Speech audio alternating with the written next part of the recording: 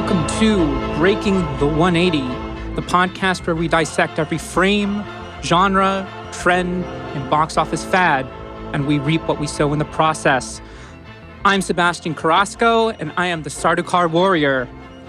And I'm Alci and Sebastian, currently a film critic drowning in waves of caffeinated bliss. The reason we've come together to put together this podcast is precisely out of such a mutual interest and devotion to the arts and in particular film. And also because the times we live in right now have really inspired some interesting conversations between the two of us on the nature of criticism and on the nature of how we respond as a society to the changing winds, if you can call them that, in film and culture.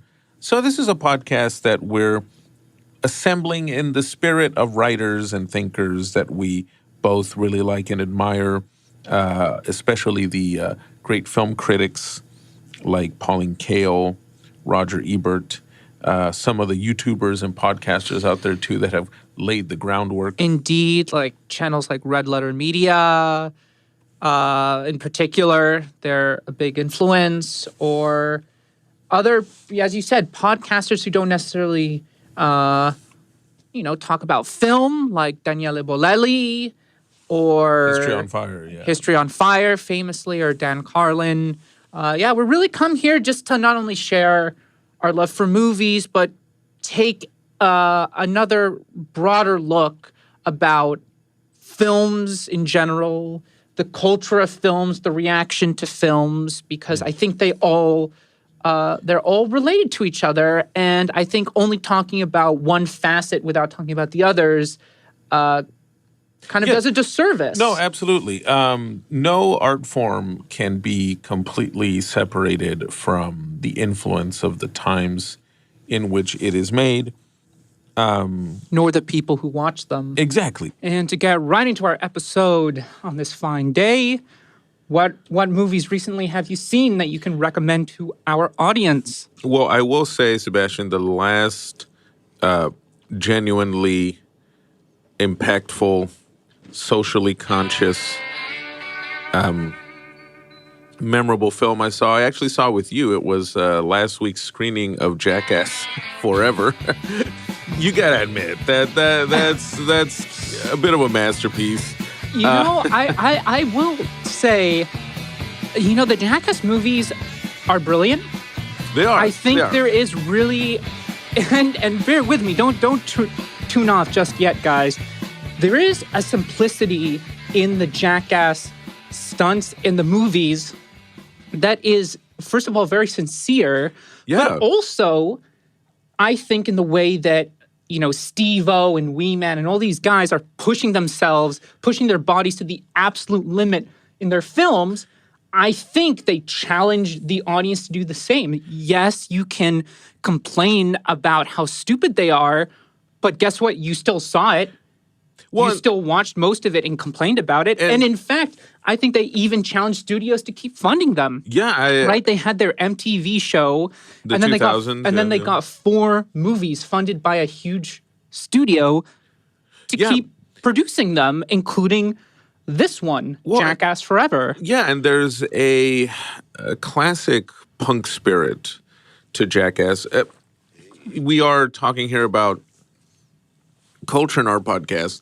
So I'll make a leap and say that if you really want to comprehend Jackass as a film series, there's an amazing book by Grail Marcus, the amazing cultural critic, called Lipstick Traces, where he traces the history of punk as music, as an attitude, as a style, to to all these different ways of artistic rebels, right? Going back to the Dadaists and that whole obsession with irrationality that followed World War I, and then he even goes further and connects it to medieval mystics and fanatics in the Middle Ages, and that may sound a bit of a stretch, but when you connect that to Jackass, there is this there is this kind of refreshing upfront middle finger to convention in a movie like Jackass, because They're still pure at heart, right? They're Yes.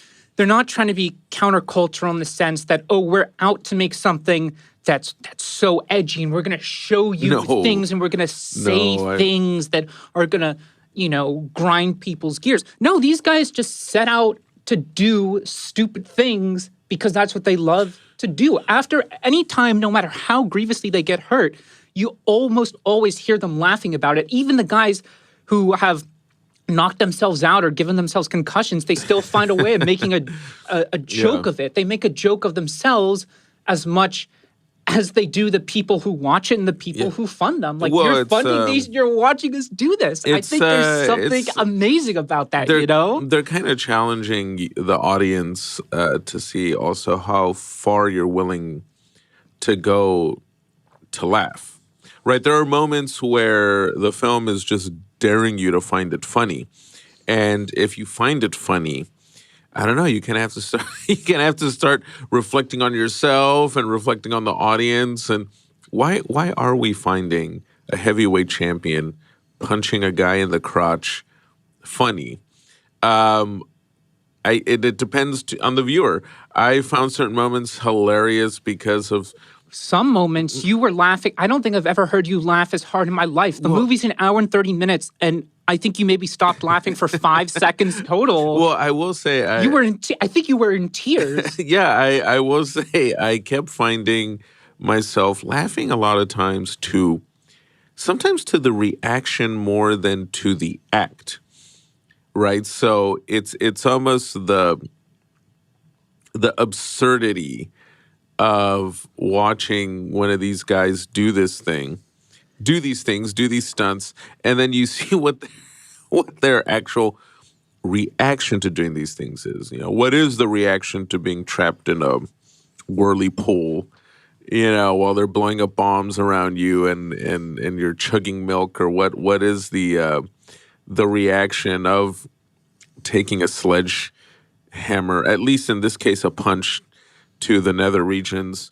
And now there's even a woman now. So Jackass is now officially an inclusive enterprise. It's interesting you should also bring that up, because I think this film, first of all, I think it really is kind of modern abstract art in the sense that it really strips away all the fluff of what a film is. It really reduces it to its purest form, whether or not you agree with that. That's what it does.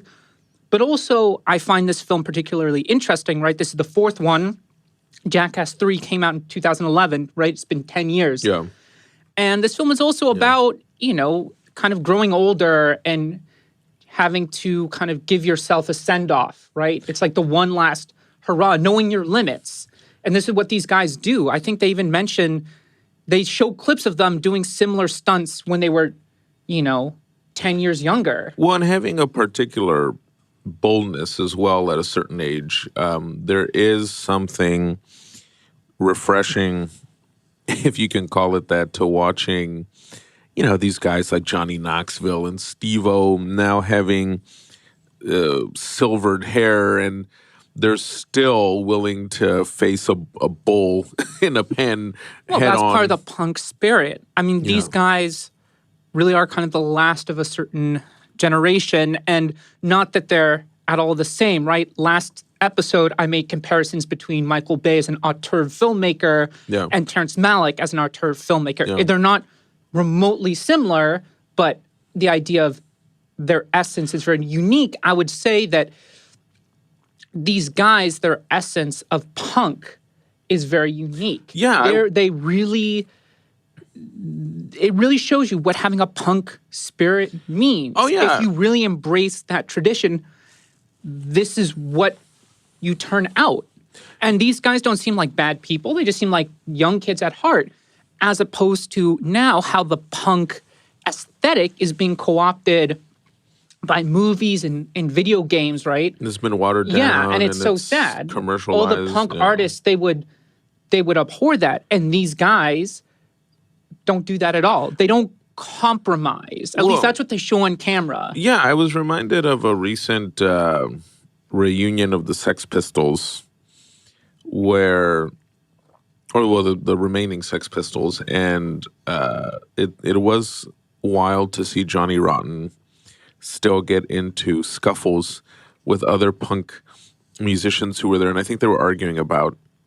It's on YouTube if you want to look it up.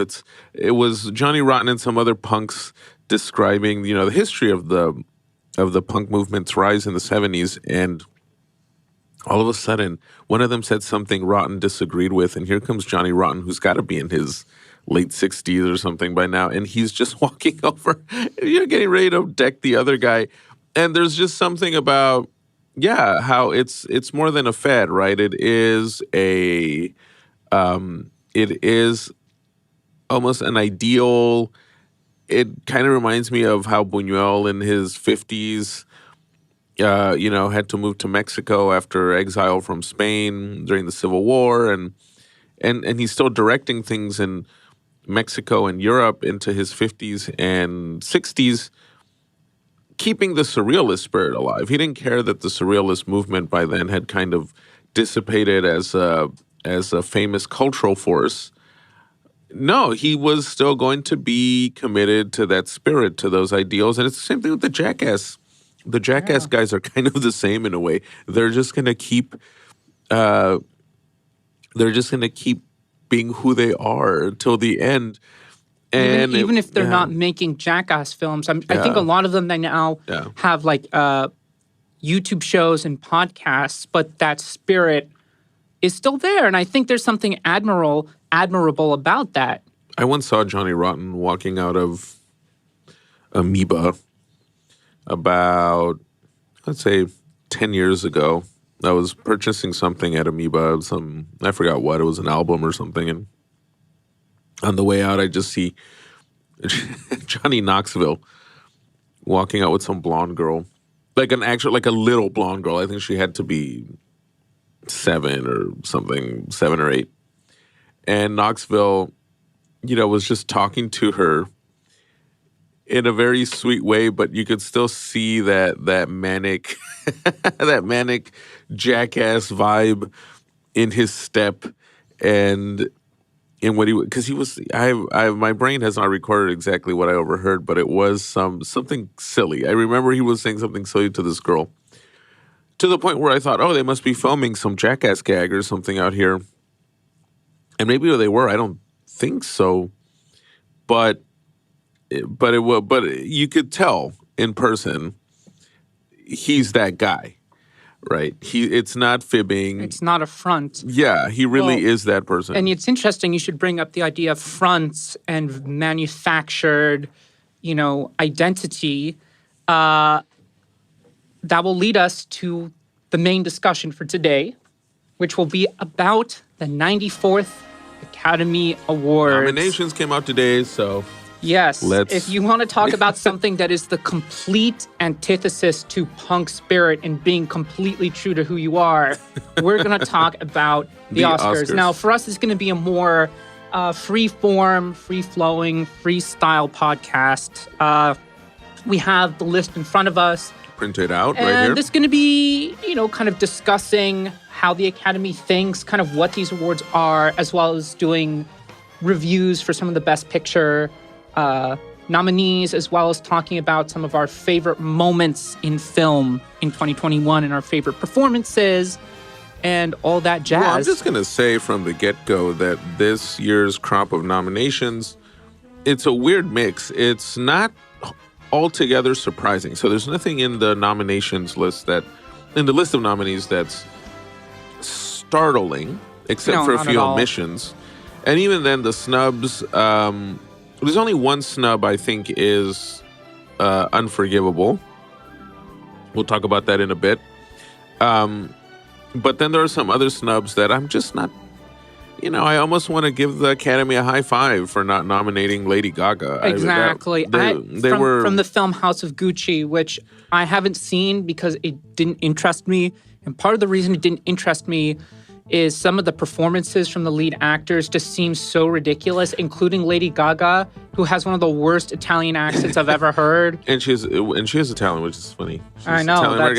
Now, I will say that the performances in that movie, well, for me, the problem was the performances in that movie were fine.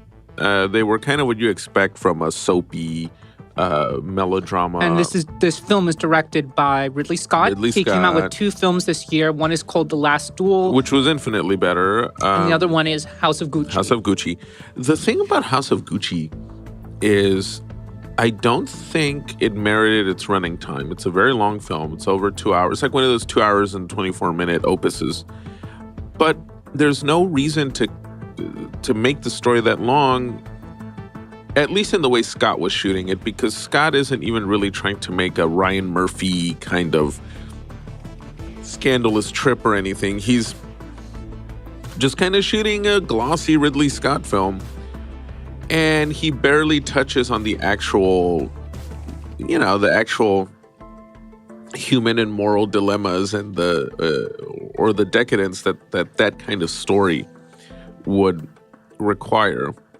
But putting that aside, the way Gaga was shamelessly self-promoting herself to get that Best Actress nomination was, it was a funny case of overhyping a performance for a movie that didn't even merit it. And she's good in the film in general.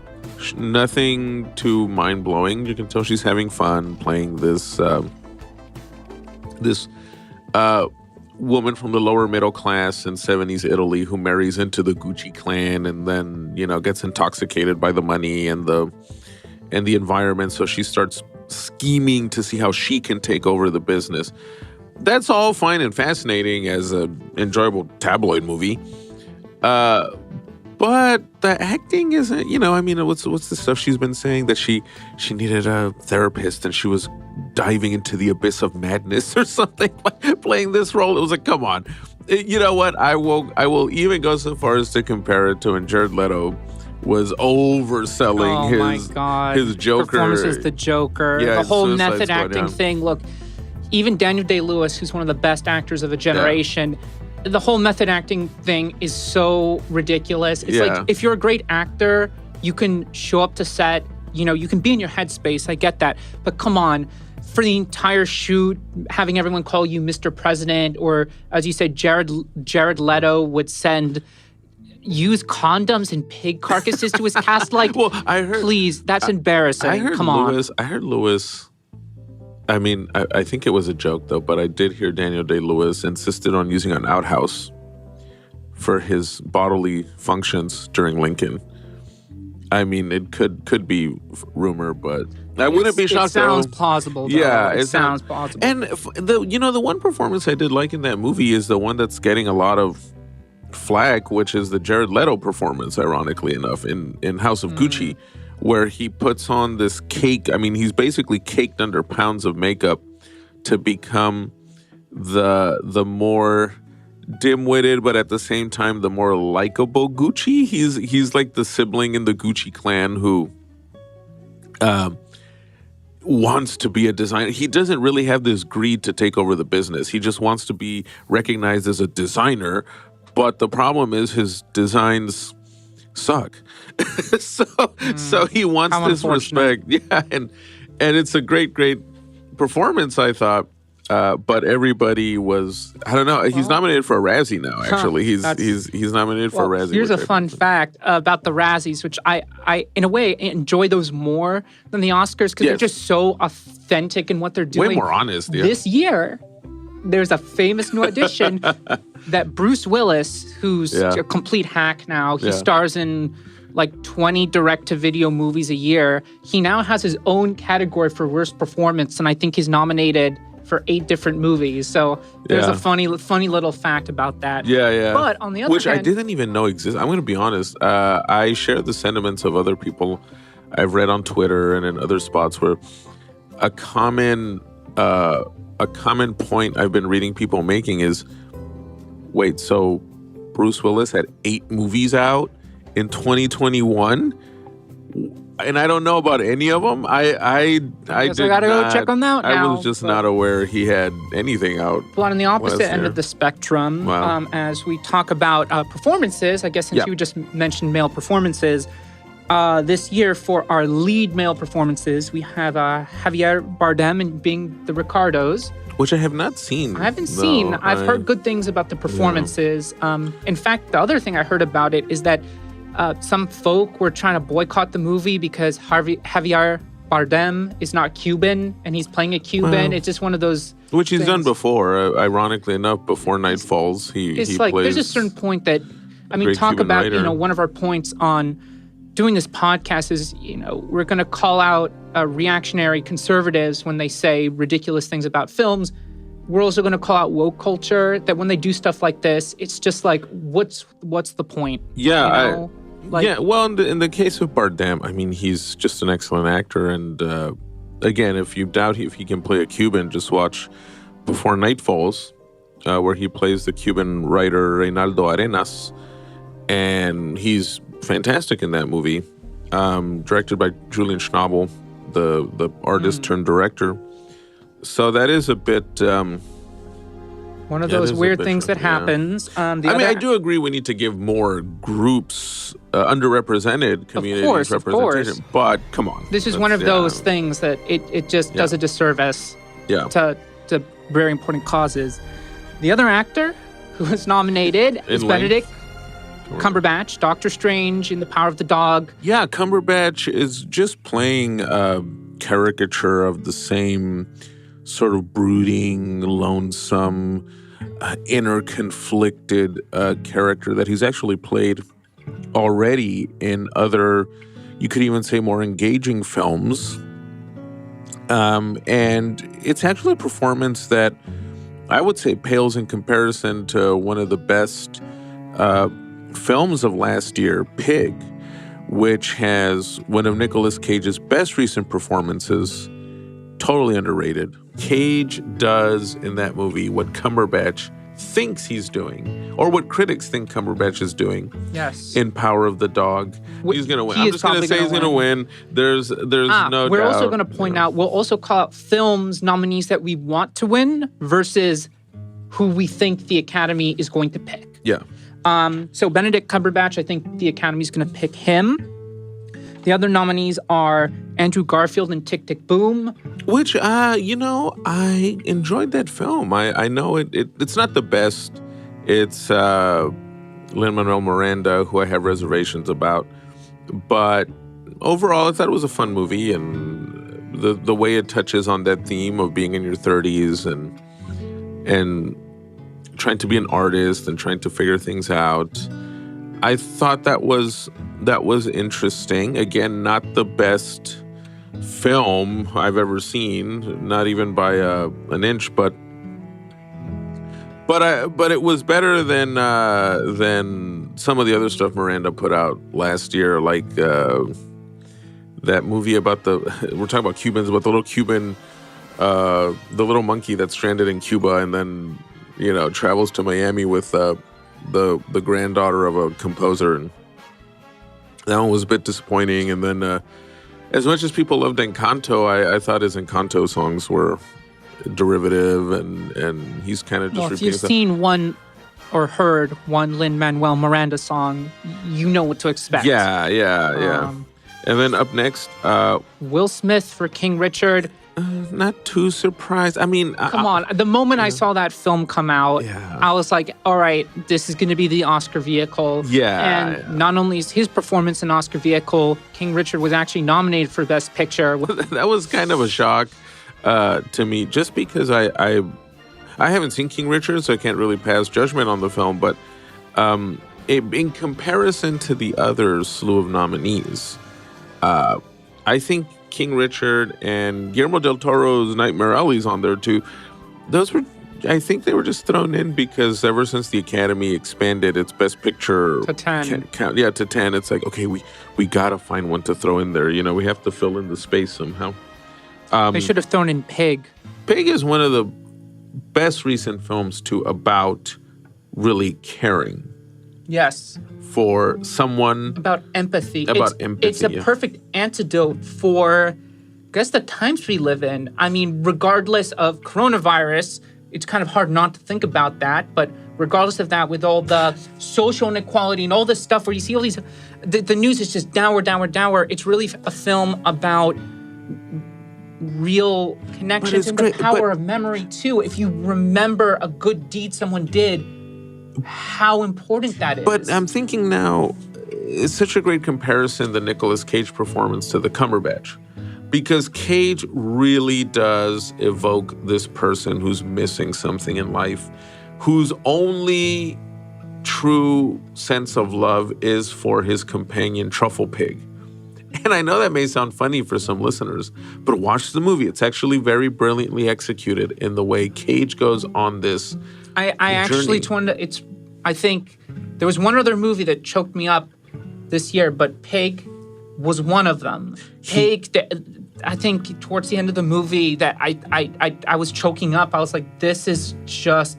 It's quite striking. It really hits you in a place where you even look back on your own life and you remember the times that someone complimented you on something you did that you forgot about, or someone just remembering your name, or just remembering who you are.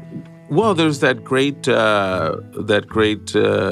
sense in the film of when we love something or someone to the point of really risking everything for them, and Pig does that so well. It's not John Wick. It may sound like John Wick because we're talking about this guy looking for his kidnapped pig. It's much more meditative. It's a beautifully artful, meditative film. Pig would have been a fantastic selection. Any nominations whatsoever, although I do think that the Spirit Awards, I think that will be the champion vehicle for that. Hopefully. Well, like in when The Lighthouse came out, I don't think it got any nominations for anything at the Oscars, but at the Spirit Awards, it was the king for that. Well, see, Pig is again another example of it's a completely different film from Jackass, but it's almost in the same spirit in that it's a misfit, right? And it's a film with something to say, an absorbing style, but it's an outlier. And not to overkill the word, but that gives it a certain coolness that I think is going to survive the test of time. It is a film that will survive the test of time. Way more than Power of the Dog. Power of the Dog or King Richard, yeah. Well, then the next nominee, I like the film. It's one of those films, before I say the name, that I really appreciate that it was made. It has a very unique style, and I recognize that. For me, I didn't connect to it, and that was The Tragedy of Macbeth. And Denzel Washington, who plays the titular Macbeth, was also nominated. Yeah. So nice to see him on there again. Yeah, nice. He did a good job in the film. I enjoyed how Ethan Cohen, was this Ethan or Joel? I think it was Joel, right? Joel Cohen did Tragedy of Macbeth. I think so. Yeah. Actually, I don't know if you've seen, but his brother wrote a review of the movie. Yes. I see, yeah. Go read it. It's fantastic. Really? Even though he's reviewing his sibling's own movie. Yeah, it's let's just hit something special. Oh, okay. Just go check it out. I'll definitely read that today. The thing about The Tragedy of Macbeth, and what I enjoyed about the Denzel casting, was how it defied the typical casting of Macbeth throughout the years, right? Macbeth is always portrayed as this hot-headed young guy who's really desperate for power, and he wants the throne. Denzel and the rest of the cast, including Lady Macbeth, who's played by Frances McDormand, they flip it around and they turn the Macbeths into, almost like a tragic noir or a tragic true crime story, right? Where it's about how they're older, they know they're probably not going to get away with it, but they kind of want to try, because if they don't get the throne now, then they never will. So that gave it an interesting, different spin. And as you said, I think what made this adaptation so interesting, first of all, the production design was fantastic. It really looked like an M.C. Escher painting. It was a 4:3 aspect ratio in black and white, very stark, high contrast black and white. But in terms of the tone, it's very melancholy, and it feels like Macbeth and Lady Macbeth, they're very reluctant to do these things. Yes, to act in the way they do. We're not going to spoil it, but I assume many people have a vague idea of the Macbeth, story. It doesn't have the thunder and fury of the Polanski the Jed Kurzel movie from 2016, which I love, with Michael Fassbender. It's this rage in that film, particularly because they start with the Macbeths losing their child. So there's this underlying simmering tragedy, but also rage. In this one, there isn't the rage. It's the kind of reflective sadness. In an interesting way, it's almost like turning Shakespeare into a parable about these true crime stories you read about people that weren't necessarily planning to commit something atrocious. They kind of just stumble into it. And Macbeth, as played by Denzel, becomes that kind of, that tragic older criminal you sometimes read about who they just stumbled into it. Kind of like... they really think they're doing it for the greater good. And this film in particular really deals with the haunting aspect, that he's haunted by the decisions he makes. There's a fantastic scene towards the end of the film when he's staring into the pool and he sees the face of the child in the pool. This one, too, they really bring the chorus of the witches. The lady who plays the witch is incredible. For me, she was the standout. But they really deal with that. Well, it's like that aspect. It's not gothic, the story, but the gothic spirit that people are haunted by their actions, and there's this paranormal force that surrounds them. I would even go a bit on a leap and compare it to the 2018 Clint Eastwood movie, The Mule, where Clint Eastwood is probably his last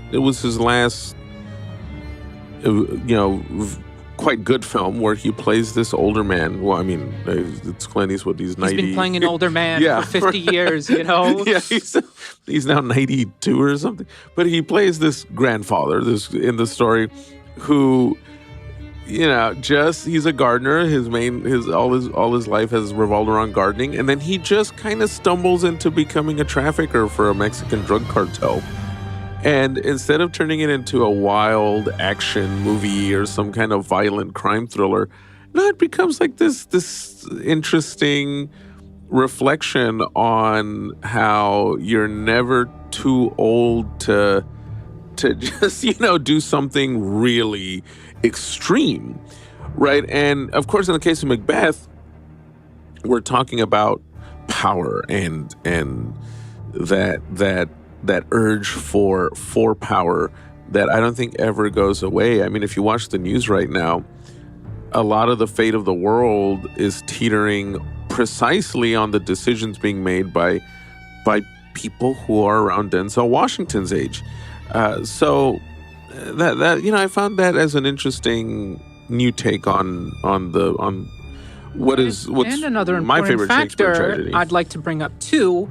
If you know who Denzel Washington is, he is a black man. Yes, and they have a large, half the cast is black, and a lot of them are American.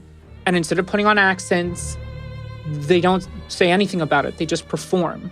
And I really respect films that do that. It's just cast excellent actors and let them do their work. Well, and it covers That's the type of inclusivity I think we need to strive towards. Don't do this one-note schlocky, parable of whatever, right? It's like you're a first grader trying to write a story about right and wrong. No, just include these actors in these movies and let them just be wonderful actors. Well, and it captures the wonderful universality of Shakespeare, right? There's a reason why this work has survived for centuries and why it keeps finding new ways of being interpreted in every era. I mean, that's why you can do Macbeth like this. That's why you can do, what was that, Ian McKellen, Richard III in the 90s, where it's in some kind of proto-fascist alternate history England. That's why you can do a Venice Beach. Or the Coriolanus. Oh, yes. With, Ray Fiennes, which he directed, yeah. And I think the nice thing about Shakespeare is I don't think we ever, as an audience, we ever call adaptations of Shakespeare a remake. Right. We always call them the interpretation. Yes. Right? Because obviously, you can shoot them more traditionally, as in you cast and you create sets at the time that he wrote them. But because his words are so timeless, you can really adapt them to any setting. I think that's what makes Shakespeare so great. And that's why I think this adaptation is so interesting, even though I personally didn't necessarily connect with it. Which leads us into our supporting actor roles. And the first one we have on our list is Ciarán Hinds from Belfast. So there's a lot I'd like to say on Belfast, and there's a lot I'd like to say in Ciarán Hinds. He's so good. That name's, you probably might not be familiar with him, but you've definitely seen him. He showed up he works a lot, and he always shows up in a lot of terrible Hollywood films. I mean, he played the devil in Ghost Rider Spirit of Vengeance. Yeah. But he also played Caesar in HBO's Rome, which is incredible. 2005, that was so good. And he plays the grandfather in Belfast. And he was in Spielberg's Munich. Remember, he was, part of the hit team. Yeah. So he's a great actor. He's always around, he's in a great movie. And I think this is a perfect time for us to talk about Belfast a little bit. And Kenneth Branagh. I was going to call him Richard Branagh, but Kenneth Branagh. Oh, fantastic movie. I'm really glad that this film is so good. It's one of my favorites of the year. And it's Kenneth Branagh showing he can still be a director. He has not made very good movies for a long time. He's made Jack Ryan, Shadow Recruit, Thor. He's kind of yin-yang. I mean, I will say I've always considered his 1994 Frankenstein a bit of a guilty pleasure, even if it's not. Which is going to be released on 4K Blu-ray soon. Really? Yes. Wow. Okay, so we'll have to check that out. So good. I think one of his best films is Henry V. Henry V, that's the one that made his name, really. Yeah. And there's a beautiful Blu-ray transfer courtesy of Shout Factory. I rewatched it about a month ago. Aside from the scene with Emma Thompson, who was his wife at the time, I think it's just a phenomenal movie. And ever since then, he's made these big studio movies that are just so bad. Well, he made Artemis Fowl 2 years ago. Hey, don't forget he did Thor. Oh, yes, Thor. The first Thor. You mean Thor, the Dutch angle? But no, all joking aside. With the oven face villain. I knew he was coming out with this film Belfast, and then I was like, okay, whatever. And then I saw it was in black and white, and I'm like, oh, okay, he's gonna try and pretend that his film is all artsy because it's in black and white. And so I could have this discussion with Alci now. I try to catch up on as many potential Best Picture nominees as I could. And I saw Belfast, and it really is one of the best movies of the year. Fantastic. He's really bringing it back to his roots, literally, in the story. It's based on his childhood in Northern Ireland in the late 60s, early 70s. It's one of the best framed movies of the year. You don't have all these sweeping camera angles, but the way he frames shots, I think, is very ambitious. And he lets his actors really work. He places so much trust in Ciarán Hinds, Jamie Dornan, Judi Dench, Katrina Balfe, who got snubbed for a Best Actress. Right. Who would have thought Dornan would be in Belfast, and something like Belfast, after so many years of his claim to fame being 50 Shades of Grey? This movie was quite literally 50 Shades of Grey. Yes. But Belfast is a very special film because it really does feel like an honest work, culled from the director's memories.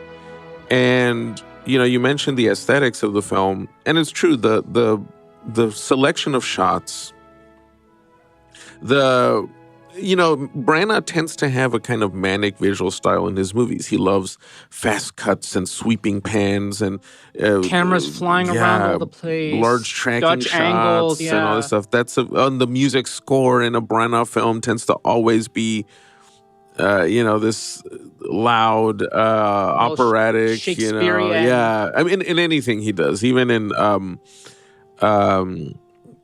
his dramas, like his straightforward movies that are not classics being adapted, he still had, that's his style, right?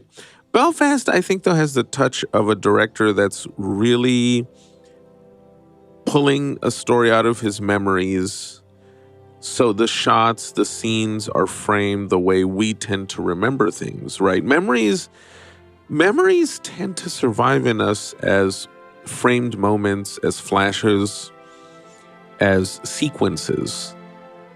And that's what Branagh does with Belfast. That's so wonderful. It has themes. It doesn't have a throwaway Hollywood plot. No, not at all. It's really about, well, kind of before I talk about that, I think in order to really talk about the themes, I think it's very important to mention the best thing he did in the movie, which is, yes, it's a love letter to Belfast and his family.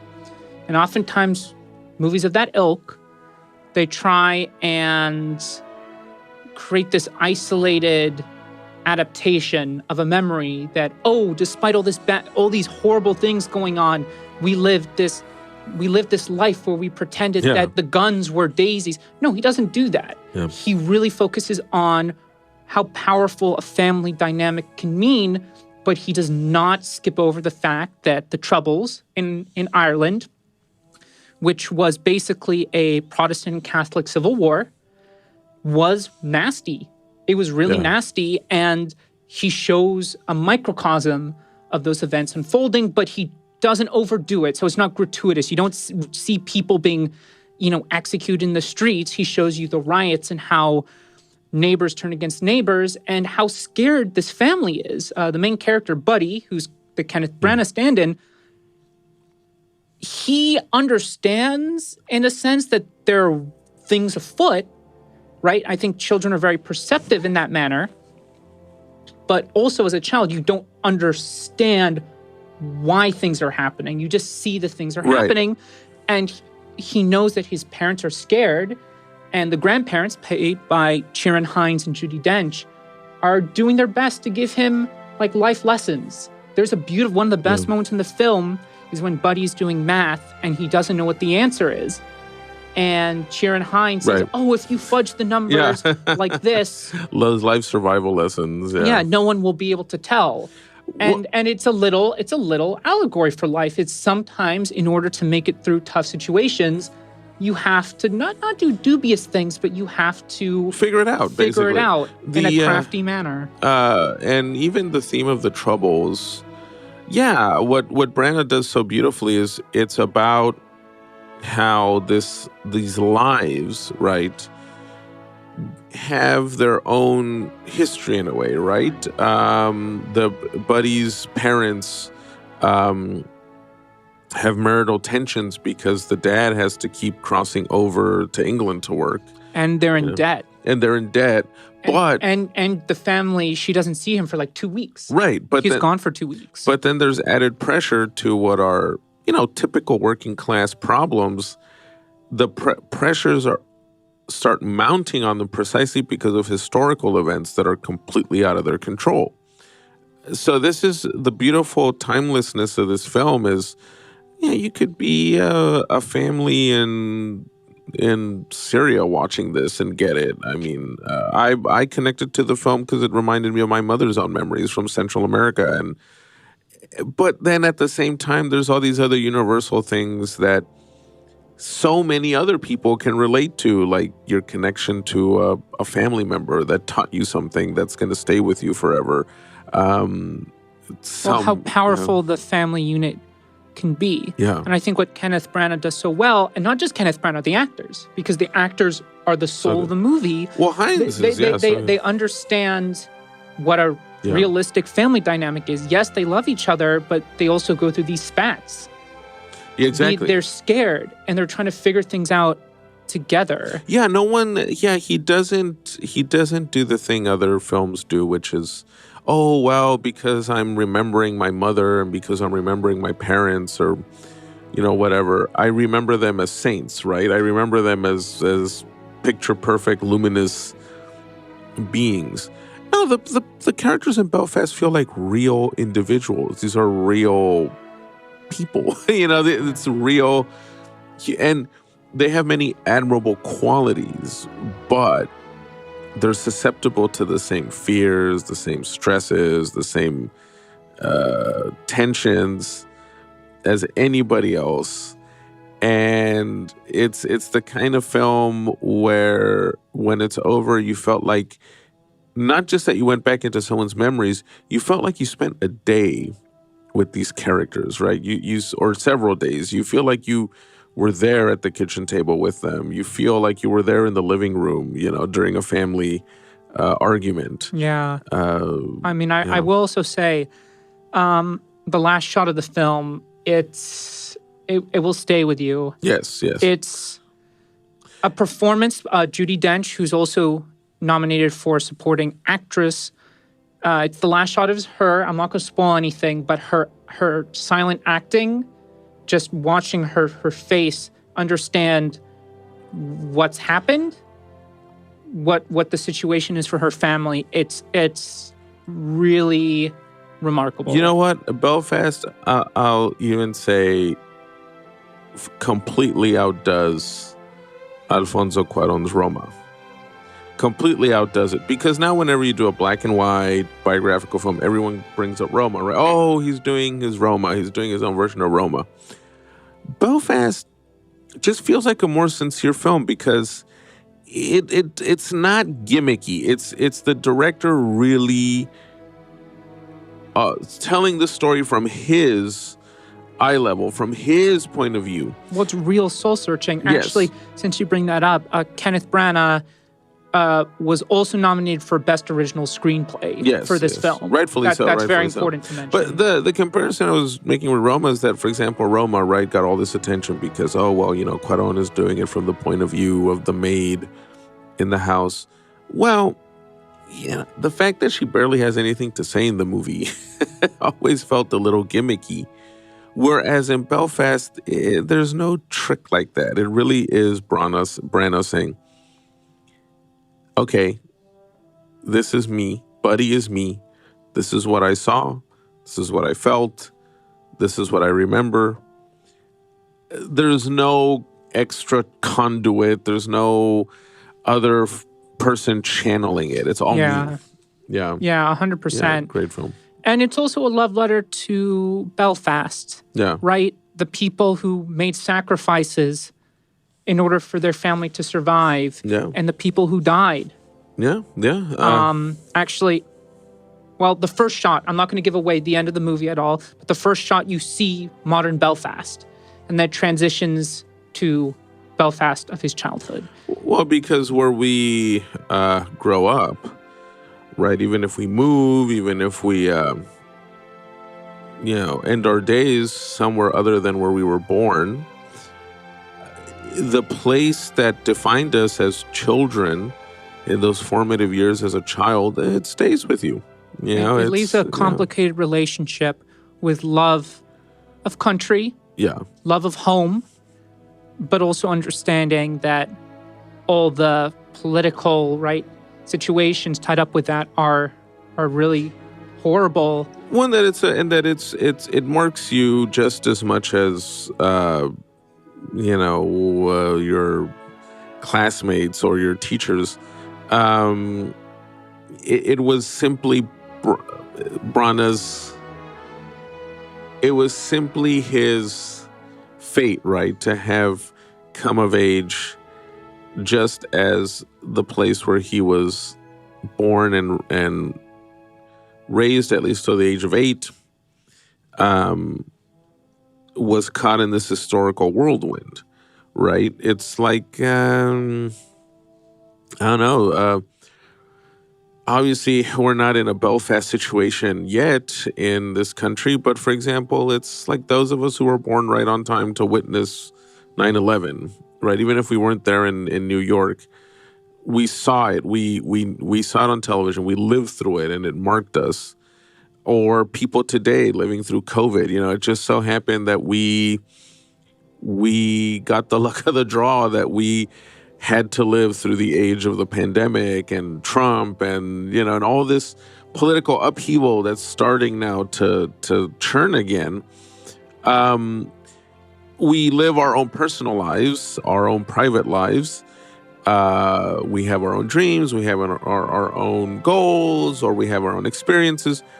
But we can't escape the world we live in, right? The world we live in still impacts us somehow. Well, that's an excellent segue to our next actor, actually, on the list, Troy Kotsur from the movie Coda. Which I did not see. I admit I did not see Coda. It's a very interesting movie. It's a very charming movie. If you've seen, let's just say it's if you can look past the cliches, just look past all of them. The moment you start watching the film, you know exactly what's going to happen. Forget about that and just watch the performances. And what's special about Coda is it revolves around a deaf family who are fishermen, right? They live in Massachusetts. I'm not sure what city, but it's not Boston. And they're trying to make ends meet, but they're also deaf. And the whole family is deaf except for the daughter who wants to be a singer. And what makes the movie so special is I think it portrays the deaf community in just a very real human way. Instead of trying to do the Hollywood schlock thing that, the deaf people are actually superheroes and overcompensating. Right. They just portray a family dynamic. It just happens to be a family, normal family, and they're deaf. And they're very funny, they're very crass. That's fantastic. And they do want to try and support each other. And the added layer is, hey, what happens if you are out in the water and you're deaf and there's certain things that you need help with, and what if there's an emergency call and you can't hear it? So yeah, it's a very charming little film. Wow. The performances just feel so natural. Definitely not a bad way to spend 2 hours. So yeah, that's all I have to say on Coda. And then Jesse Plemons, of course, Power of the Dog. And Cody Smith-McPhee. I'm sure one of them two are going to win the supporting actor. I mean, I do not comprehend why both are nominated when Plemons, to be honest, barely does anything in the movie, right? I mean, he's kind of just there. He's very low key. He always just plays the same character in whatever he's in. He's the very awkward guy who doesn't know people very well. I was watching interviews where the cast is talking about, what a subtle performance. It's so powerful in his subtlety. It's like, but first of all, he's not in the movie, but also he just, once again, it's the one note thing. He just plays the awkward guy, and that's it. So, Plemons, I don't really know what else to say about his performance in that movie because, again, it's so brief. It's so brisk. It's a very brisk Jesse Plemons performance. But he's probably going to win unless... I think Cody Smith-McPhee is probably going to win, to be honest. I actually might take you up on that because, it's true. McPhee at least... Because of the last 10 minutes of the film. Yes. Well, and he's more essential to the story. I mean, he's more at the center of the narrative. I hope Kieran Hines wins because he deserves it, but I think they're going to give it to Cody Smith-McPhee. The other person we didn't mention was J.K. Simmons in Being the Ricardos. Who does he play in Being the Ricardos? I mean, I don't even... I think he plays one of the actors on the sitcom. Oh, okay. I don't know. I haven't seen it, but he's probably good. But J.K. Simmons is a great actor. So I mean, I think though for sure he just got in there out of courtesy to his talent because I don't think he's done anything to top Whiplash. Whiplash, yeah, that's Whiplash and J. Jonah Jameson. Yeah, those are his two. He should have got nominated for No Way Home. Oh yeah, his Ben Shapiro, or he's like a combo Ben Shapiro and Glenn Beck in No Way movie. Home. Yeah, he's pretty funny. And then moving on to our actresses. So speaking about Gaga, right? She didn't get nominated. But funny enough, Jessica Chastain, who has also been campaigning tirelessly all year, all of last year, for her nomination, did get it for The Eyes of Tammy Faye, which I haven't seen, but I know a little bit about it. Well, her performance is the best thing about the film. It's about the life one of those movies, right? Like Renee Zellweger and Judy. Yes, absolutely. People know that movie because of her.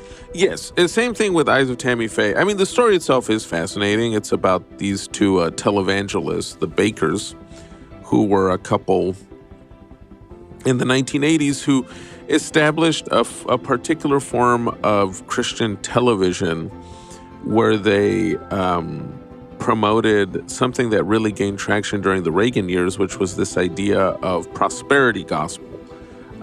This concept that, hey, if I have a Christian TV show and I'm preaching the word of God, so if you send me $10,000, eventually God will give you $2 million back or something. So that's the quick gist of it.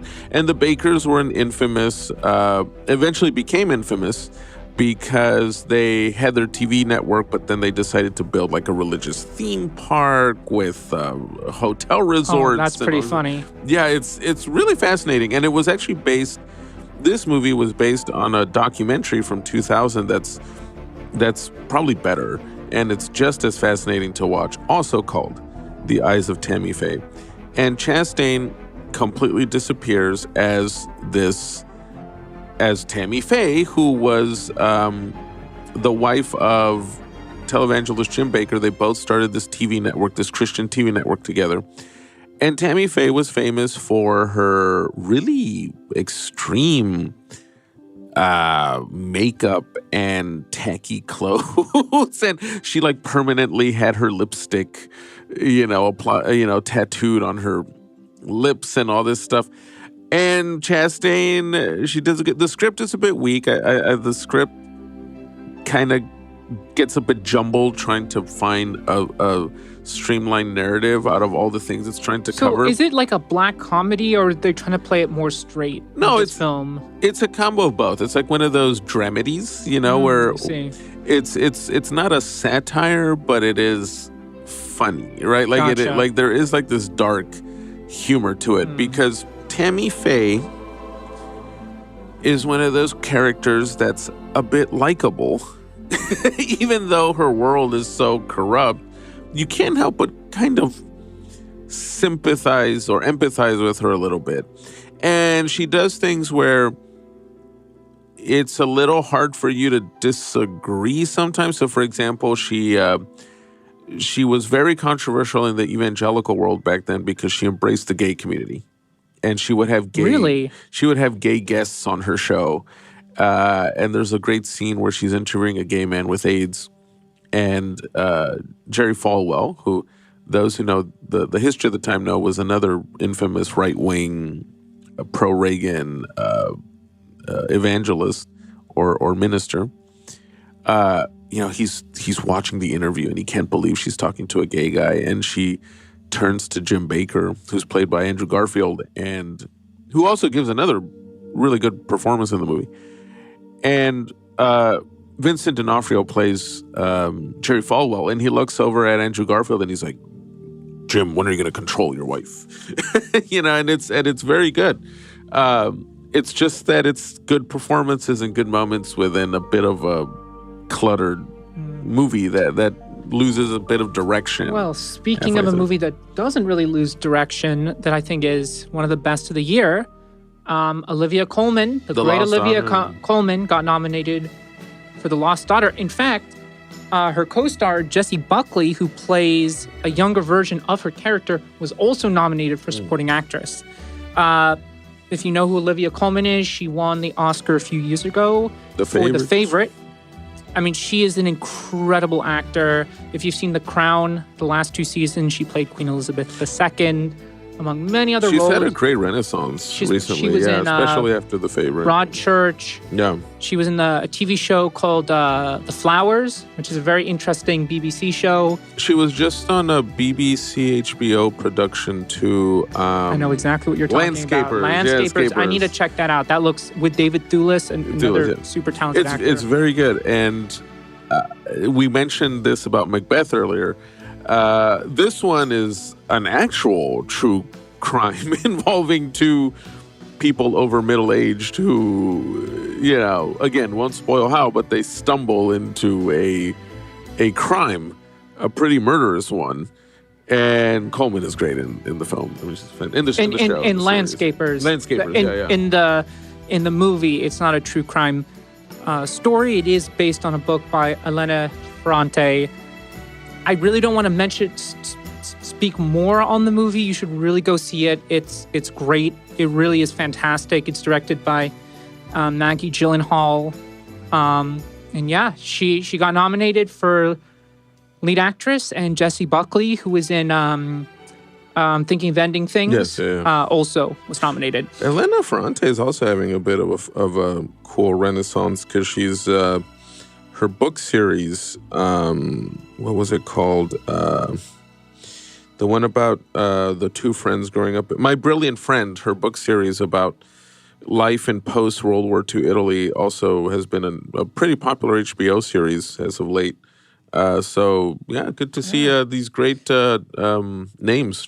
Well, speaking of another absolutely stunning performance, Penelope Cruz in Parallel Mothers. Oh, Pedro fantastic. Almodovar's film, which was not nominated for Best Foreign Film, which is, shocking, I think, which is a snub that makes no sense to me whatsoever.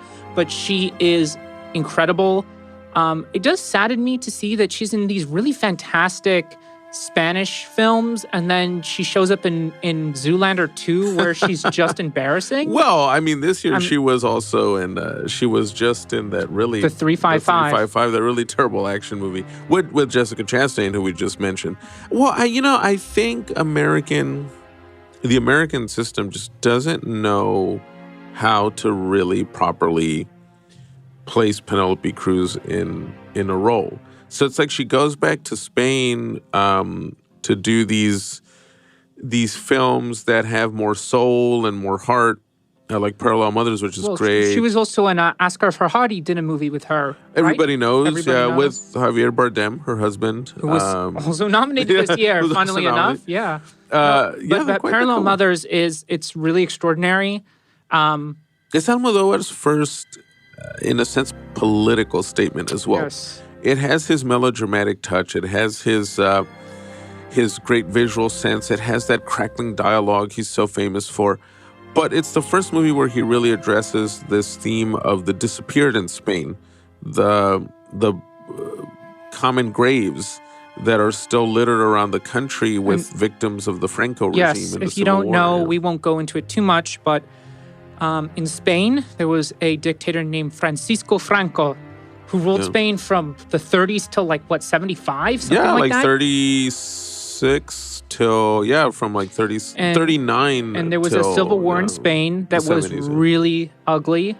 And a lot of family members, loved ones, were just taken in the middle of the night and executed in mass graves. A lot of, the Spanish Civil War, for those who don't know much about it, they should really read up on. But you know what? Because the Spanish Civil War, I'm not going to get into a whole tangent on the Spanish Civil War, but it has many relevant themes. One is the ideological divisions of the war, which in a sense we're still kind of going through. That clash between left and right, even though in a different context these days. But also the way that we're still talking about massacres and victims that have kind of been brushed aside by history, whether it be in the Balkans or South America. Well, that's where the title comes into play, Parallel Mothers. Yes, it's directly about the plots of the film, but I think what really is extraordinary about the title alone is Parallel Mothers. Lots and lots of mothers. From the Balkans to Latin America, right? To even in the U.S., their children are disappeared or killed, and they share that bond, right, of solidarity, but also the pain of basically losing a generation. Yeah, and not knowing where the body is and needing that confirmation. And while watching the movie, it's an Almodovar melodrama that swirls around this theme of how they're still looking for the bodies of Franco's victims. And it reminded me even of these recent stories we've been hearing of Native American graves being dug up near these schools where... In Canada, recently, I mean, it was hundreds of bodies. It's absolutely despicable. Yeah. And Almodovar just so exquisitely turns it into a combination of the personal and the historical, kind of like Belfast in a way. Kind of like Belfast. Two different kinds of films, but it has that exquisite link. It's the perfect example of an allegorical film. Yeah. You can perfectly enjoy the film for what it is and the performances, but if you know a little bit about Spanish history, just even a little bit, you'll really understand he's trying to dive into reconciling with the soul of Spain. Yeah. And I which is partly why I think I can't believe that it wasn't nominated for a foreign film. When we get there, I think it's also a funny case of there were just so many good options this year. It could have just been a case of like, okay, you know what? We've given Pedro so much. We've given Pedro so much recognition before. He's won the screenplay Oscar.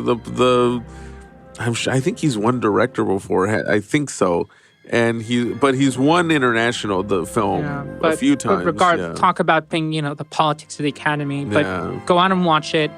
It's really special. In fact, one of the interesting things about the film is it has this very grand score that there was no reason for a score to be so like bombastic and grand for such a personal film. And in fact, the score actually got nominated for an Oscar. So there you go. Penelope Cruz. But it kind of works, I would say, because it... of course it does. It's fantastic. It's great. But Penelope speaking Cruz. of great, Nicole Kidman, who's been in crap like Aquaman. The Nine Perfect Strangers on Hulu. And, she's also nominated for... Being the Ricardos, It's a big trend over the last 5-10 years that the best actor or actress tends to win the award if you impersonate a historical figure. And it's just like, can you give the Oscar to someone who just performs instead of playing someone else? It's become a strange trend, right? Where instead of looking at the dynamism of an original performance, the Academy is giving you awards for how closely you can imitate someone we all know. Rami Malek as Freddie Mercury. I mean, there have been some snubs over the years of actors who did play historical characters without imitation. One of the criminal snubs I can think of is in 95 when Anthony Hopkins lost for Nixon, where he plays Richard Nixon, but he's not imitating Richard Nixon. He's literally channeling the persona. They don't even add a big prosthetic nose or anything to him. He just becomes the guy. But these days, I think you get the award if you can just do a really good Vegas, show. Interesting you should bring that up, because the last two on the list for actress in leading role was Nicole Kidman in Being the Ricardos, and then Kristen Stewart playing Spencer. Yes, Diana, Princess Di. Yeah. So I liked the film. I think was directed by Pablo Larraín, the Chilean filmmaker. I liked it a lot more than Jackie. I think Jackie was just ridiculous. This is a lot better. I think it has something to say about how it really gets you into the mind of how Diana felt within the royal family as this outcast. And I liked where he was going. The problem with the film is once it unfurls all its themes about halfway through, it doesn't evolve them in any way. It just keeps doing them over and over. And I'm not sure if that's supposed to be the theme of the film or if he just thought that audiences wouldn't get it. So it's like, I really want to nail it home.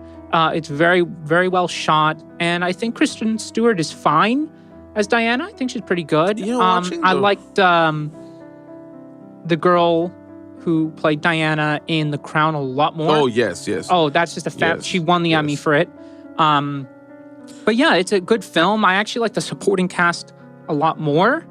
No, Larraín's star has been rising in an interesting way since he won the foreign film Oscar for No. I think now, coming up 10 years now since he won the Oscar for that one, about the Chilean vote to take out the dictator Pinochet from power in the late 80s. And he made his reputation making these kind of semi-horror thrillers in Chile, also about the years of the regime. And I'm thinking of a good one he did called Postmortem that was very chilling and interesting. But yeah, now in the U.S., he's been gaining a reputation for making these kind of lyrical, atmospheric films. Sometimes it works, as in Spencer. Sometimes it's a bit of a yin-yang, like Jackie. Jackie was ridiculous. Jackie was absurd, but Spencer was good. Yeah. And I'm glad I liked it. The idea, I mean, he really, really nails what it must have felt like. I think that really is brilliant. And Princess Diana, she had an eating disorder as well. Yes. And it explores that very well. And the staff that she interacts with, what's his name? Timothy Spall? Yes. He plays like not the head butler, but sort of like that, head of the staff in charge of the Queen's estate. It takes place over Christmas, so over the 24th, 25th, and 26th. And he's great. He shows up every so often, and he always gives a really great performance. Stewart's come a long way, too, since That's true. Twilight. Yeah, she played Siebert. Seberg, yeah. She played Seberg in that kind of an underrated film. Yeah, Seberg. Sorry, I mispronounced that. No, but it's kind of an underrated film about how the FBI was kind of making her life hell in the 60s. John Seberg, if you're wondering who we're talking about, from Godard's Breathless and just an overall 60s icon. She also played, my personal favorite role of hers is still in The Runaways when she played Joan Jett. So that was a lot of fun. That's still probably her best role in my opinion. But other than that, she's done really good things. She was in... a lot of indie stuff. She was, I just remembered she was in that adaptation of On the Road.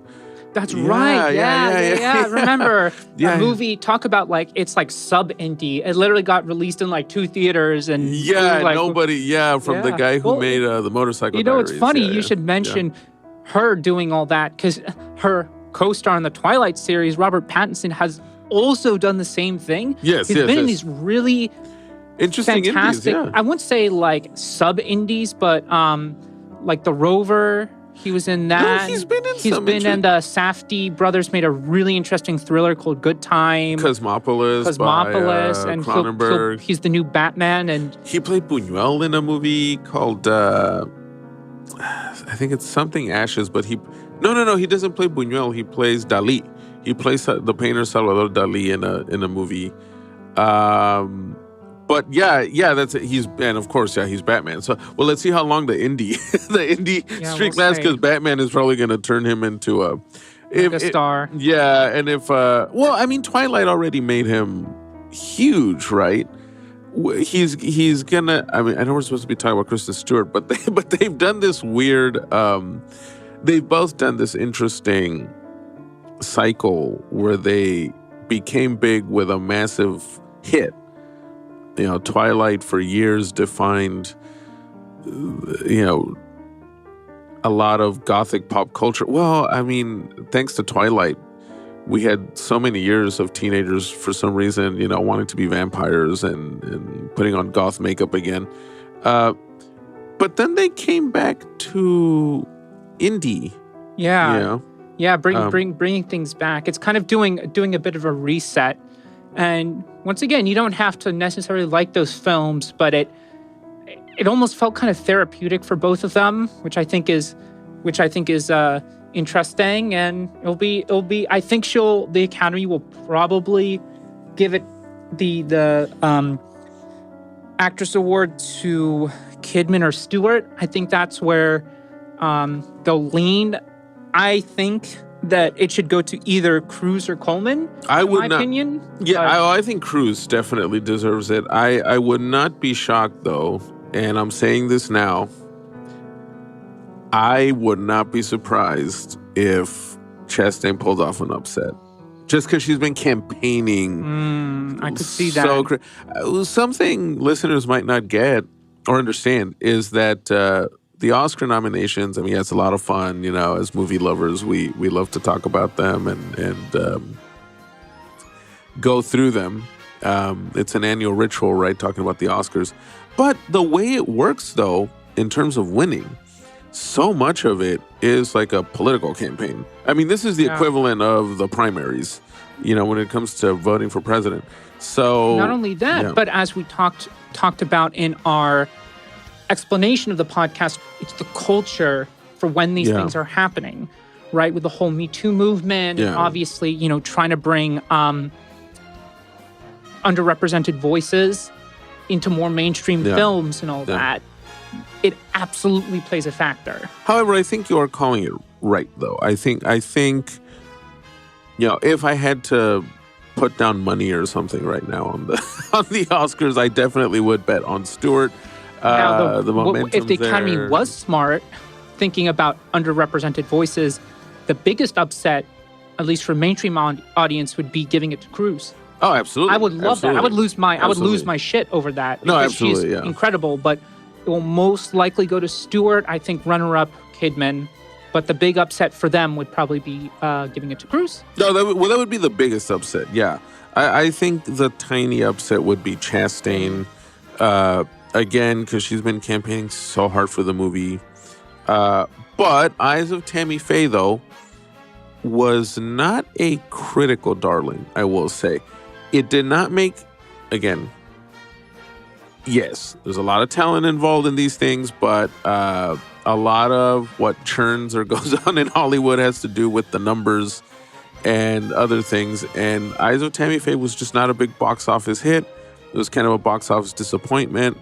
You can stream it now on HBO Max, so maybe it'll start gaining a bit of an audience.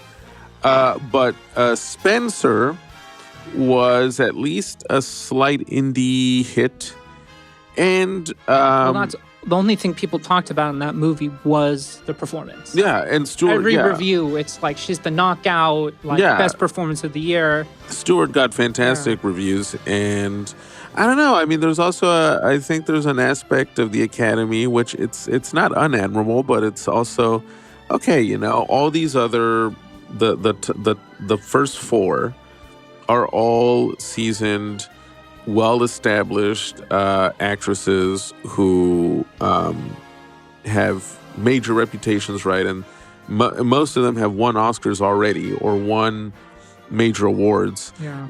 Sometimes the Academy might just think, hey, it's time to give Kristen Stewart something. Right. I mean, why not? Let's give her time. Let's put her on the spotlight. Speaking of other actresses that we should talk about, supporting roles.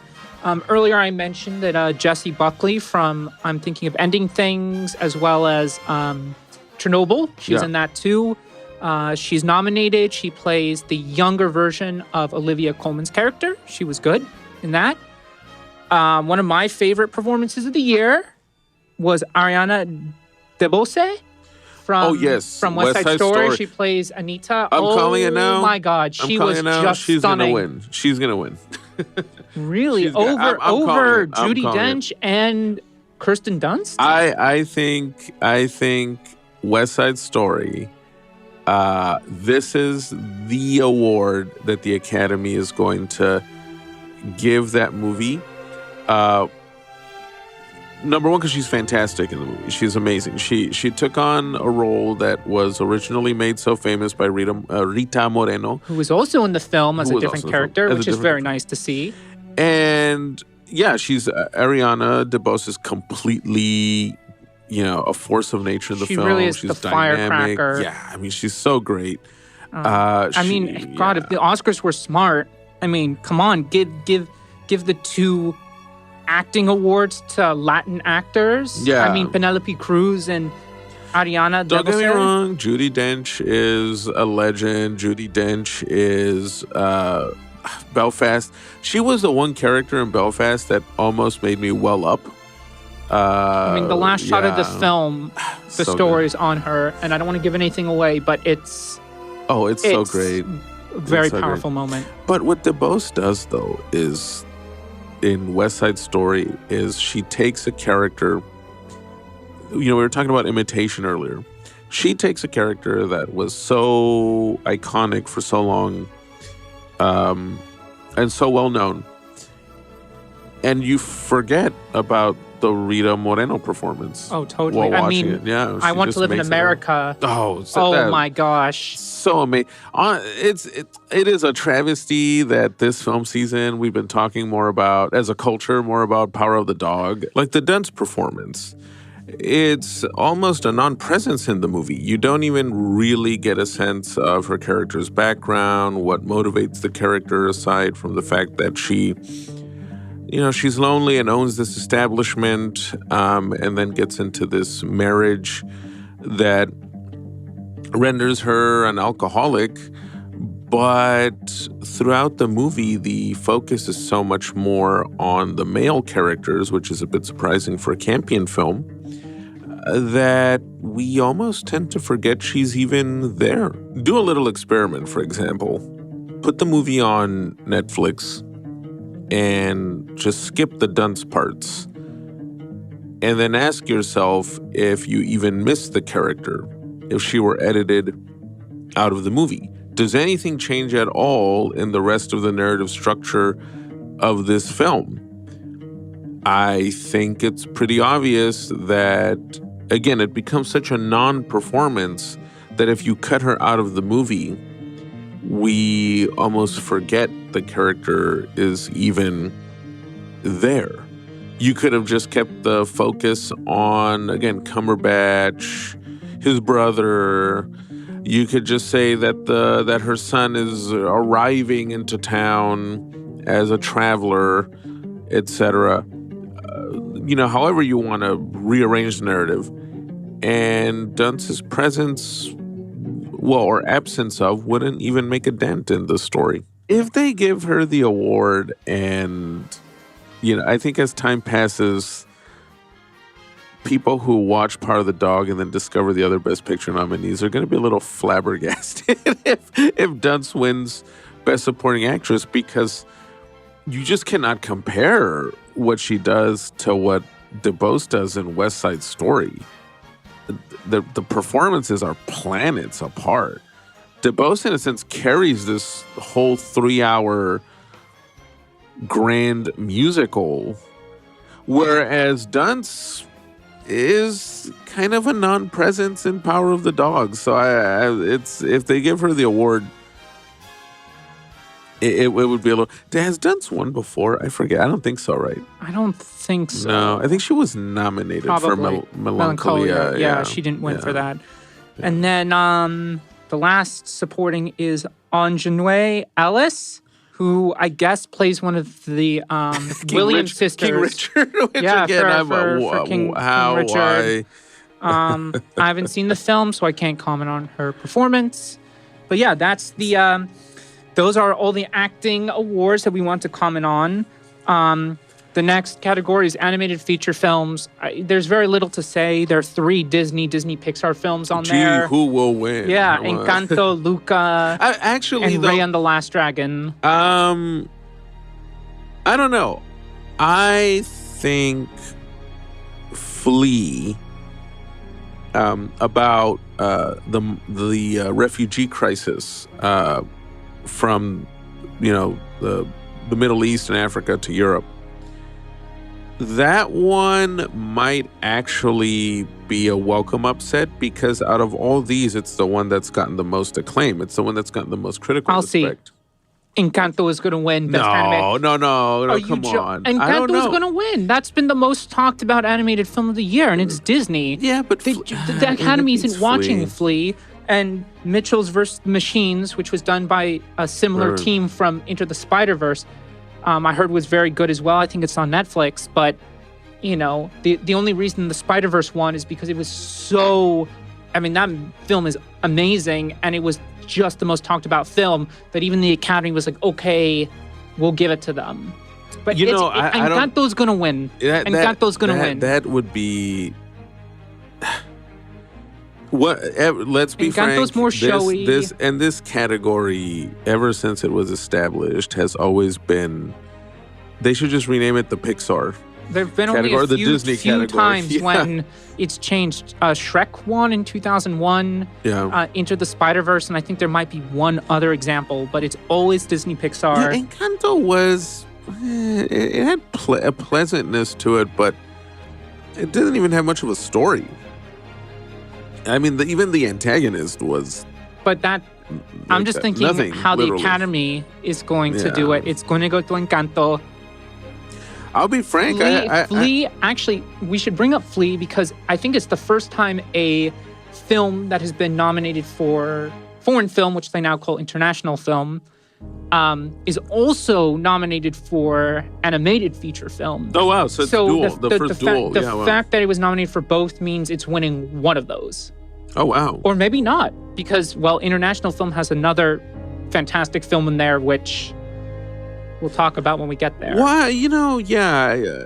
I mean, I'm just a bit just taken aback by how Encanto is ranked above Flea Luca was a little more enjoyable than Encanto. Luca had, I think, even a more potent message than Encanto, but I guess, it's that animated category popularity game. The Disney monopoly, right? Yeah, they own everything else. They'll own the animated feature. Yeah, it's the mouse's house. Now, speaking of something that I find way more interesting, cinematography. Oh, this one is going to be a toss-up this year. We have some excellent nominations. Dune's going to win. I'll just say that now. Greg Fraser for Dune, who's also shooting the Batman.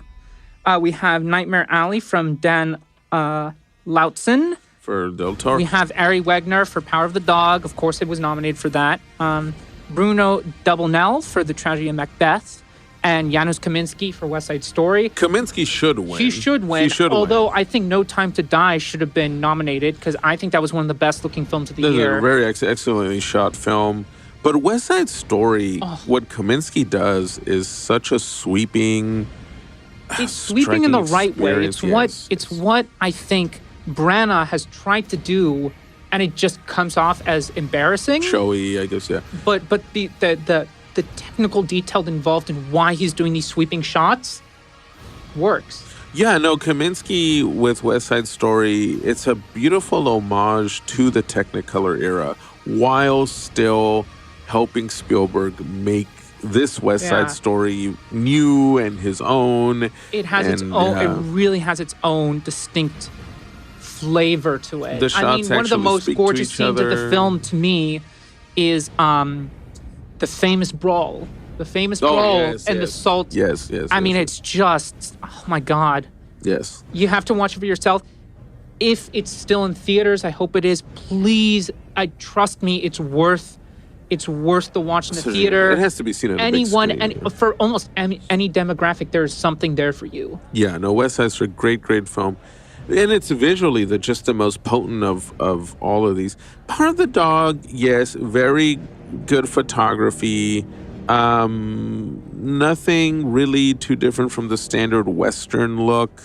Tragedy of Macbeth had a great expressionist style. Oh, absolutely. As I said, the high contrast black and white, lots of smoke. Yeah, Dune looked really great. I think Dune is going to take all the technical categories. I guess we can talk about Dune a little bit too. A lot of people put it on their best films of the year list. I thought it was very good. I was engaged by it. It just feels like a part one, I'm glad it's getting the part two, but it's like... Yeah, I think Dune will really get to see it as a complete work once the next part comes out, and then we can see it as a full. But it will take up. The technicals are. I mean, I think there are only a couple CG shots in the film, which I was like, I don't know. But boy, the look, the effects, cinematography, which I wasn't the biggest fan of. But I mean, Denis Villeneuve. Whatever qualms one has sometimes with the narrative, because it is essentially one long prologue.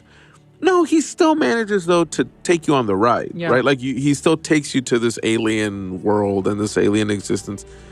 It really was an entertaining film in terms of its production design and its technical credits. Sound, absolutely. It really, I would say it's almost flawless, I would say. Oh, it's a very slick, it's very slick piece of filmmaking. But it's, that can't sing the praises of that enough.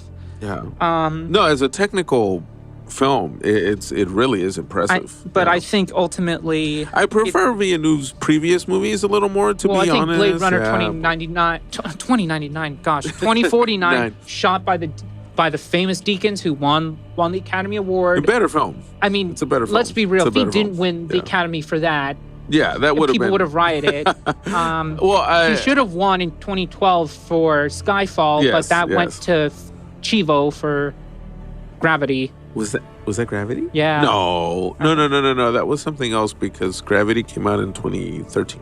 Oh. Yeah, I forgot who won. Let's look it up right now. Who won? Who won Best Cinematography in 2012? But yeah, don't tell me it was. Oh, it might have been Life of Pi. Oh, that might have been Life of Pi. Yes, Life of Pi. But after that, Chivo won 3 years in a row. Yes, my understanding. Yes, for Birdman. Gravity, Birdman, and The Revenant. The Revenant, yes. Which, that's the only good thing about The Revenant. And that's what they banked it on. But that's cinematography. Yeah. It would be really cool for Kaminsky to win, because my God, West Side Story really deserved it. But I would be fine with Fraser winning for Dune. For Dune, yeah. I mean, I will say a key difference is West Side Story at least has a color palette. Yes. Dune looks great, but it's a very dusty sort of very dusty. It's a very sandy sort of movie in terms of its visual look. Then moving on to costume design. We got Cruella. Sure, okay. Yeah, Cyrano. Did anyone see that? It has Peter Dinklage. Did that even come out? I think it comes out in theaters soon. Because I think it got pushed back because of COVID. I mean, we are living in COVID world. I think it comes out this month. Wow, I completely forget that movie even exists. That's the director of Atonement and Darkest Hour, the British director. Oh yes, Joe Wright. That's Joe Wright trying to get back in shape after that awful Woman in the Window that came out last year. Oh, he directed that? That was him, yeah. Oh, dear. But that's another one that got pushed back because of COVID, and Netflix bought it, and they ended up just releasing it as a streaming option, and it was kind of a good move for Wright, because it's good to just kind of have it disappear in the streaming void, because it's not a good movie. And then his last good thing was that Black Mirror episode, Nosedive. Oh, Nosedive is very good. Yeah, that was like his last, interesting thing. But everything else, well, Dune, Nightmare Alley, it's the noir look. Yeah. And then West Side Story. Now, people will be like, what do you mean West Side Story? Go back. If you've seen the film already, go back, look. It's not just the dresses, it's what they convey. What they evoke. and how, what color means for each of the gangs. I could see that, but I think the Academy likes period pieces or like sci-fi, very different. I think Dune could take it. Unless Cruella is the upset, because Cruella, it's set in the 60s, and it has that like punky. Yes, so it has the fashion, whatever. Cruella might be a nice upset just because its aesthetic was its best feature. The story is, typical. The new Disney thing now, it's villains need their prequel stories. Yeah, it's another case of Disney looking back at its catalog and saying, hey, 101 Dalmatians is very popular. Let's give the villain their own movie. But there really is a nice eye applied to the design of the film because it does combine the 70s punk glam look, that's pretty cool. The soundtrack was also kind of fun. Nicholas Bertel did the soundtrack for that, so if it was good, that's probably why. Although I never thought I'd see the day where they would sing a song like Iggy Pop's "I Want to Be Your Dog" in a Disney movie, and it's not like on the soundtrack. They actually perform it's diegetic. Yeah. Wow. Yeah. What a yeah. I was sitting there like, I mean, you guys realize what this song is about? Okay. No, they obviously didn't. They just heard, it has the word dog in the title. Put it in there. Yeah, well, and because they want to allude to the fact that this is a prequel to 101 Dalmatians, right? But so that was strange. A very surreal moment, but I'm glad it was thrown in there. That way parents are going to let their kids listen to it thinking, yay, it's that song from Cruella. And then oh my God. Yeah, then their kids are going to go off to, do heroin and form punk bands. Yeah, do heroin with all the beat writers from the 50s. Yeah, exactly. Oh, God. But anyway, moving on from costume design, we have our first one of the heavy hitters, which is directing. Oh, this is okay. You know what? These are top names. These are all very. We're going to read them out first, and then we'll talk about them. So, we talked about Kenneth Branagh for Belfast, well deserved, thank God. Ryusuke Hamaguchi for Drive My Car, which was one of the best films of the year. I really don't want to say anything about it. You have to go in blind to really admire what a piece of art it is. Movie, Paul Thomas Anderson for Licorice Pizza. I have had no interest in seeing it, but Alci, you saw it and you said it was okay. Right? Yeah, it was a nice a nice piece of nostalgia. Paul Thomas Anderson has become, in a way, the quintessential California director since Boogie Nights in '97. He keeps coming back to this idea of California in the 70s, right? And LA in the 70s, in particular the Valley, because that's where he's from. So he's really obsessed with these romanticized, nostalgic takes of life in the Valley. I found the film to be most enjoyable in terms of its aesthetic. The photography, the music really immerses you. Well, the music was composed by Johnny Greenwood. He came out with 3 scores for 3 pretty significant movies. So one was Licorice Pizza. Another one was Power of the Dog, which for our keen-eared listeners would hear that we actually put his music as a companion piece to our podcast. Okay. And then he also came out with the music for Spencer, which I thought was better. So good for him. But we'll talk about music in a little bit. Yeah, Licorice Pizza, I thought it was just like an enjoyable dessert. I didn't think it was this defining. I think a lot of people right now are taken in by nostalgia. No kidding. Yeah, because look at all the movies about the 80s. Yeah. Remember the 80s? They were so great. They came in with all these things you love. We're in an interesting cultural moment where, because we sense the world is shifting and we don't know what the hell is coming our way, we keep looking back to the past, right? So there's this obsession with, and in particular, directors of a certain age.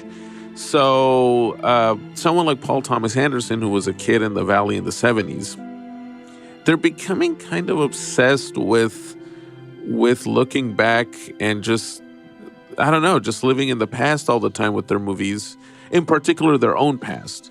I'm starting to notice this too with some directors in their mid-30s. There's directors in their mid-30s that are, for example, really obsessed with making movies about the 90s, right? And life in the 90s, like what's his Durham with 8th Grade and Bill Burnham. Bill Burnham. Yeah. Or this guy, Jonah Hill directed mid-90s.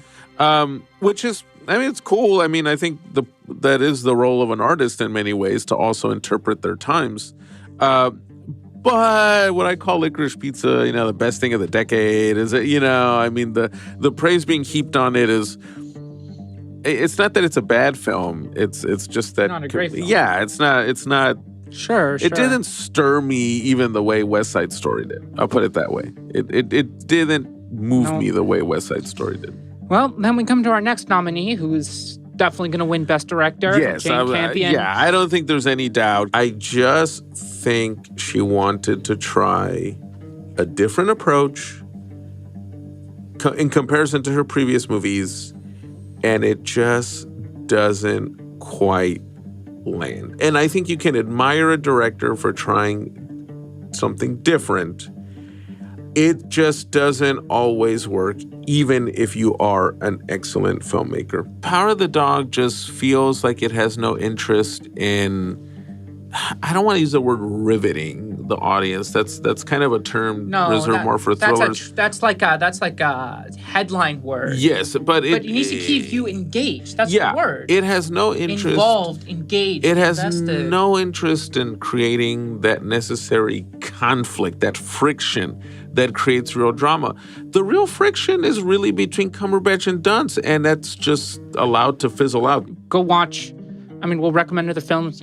Go watch In the Cut and The Piano. Just watch those. Those are better films. You know what? Yeah, I think the real positive thing about her being nominated and most likely winning is that maybe viewers will at least go check out her other stuff. Yeah, maybe In the Cut will get a 4K release or something. That'd be nice. Hopefully. Anyone listening, over at who distributed I forgot who distributed Criterion. In the Cut. Yeah, but somebody, give In the Cut its due. Come on. Netflix knows. That's why they're streaming it.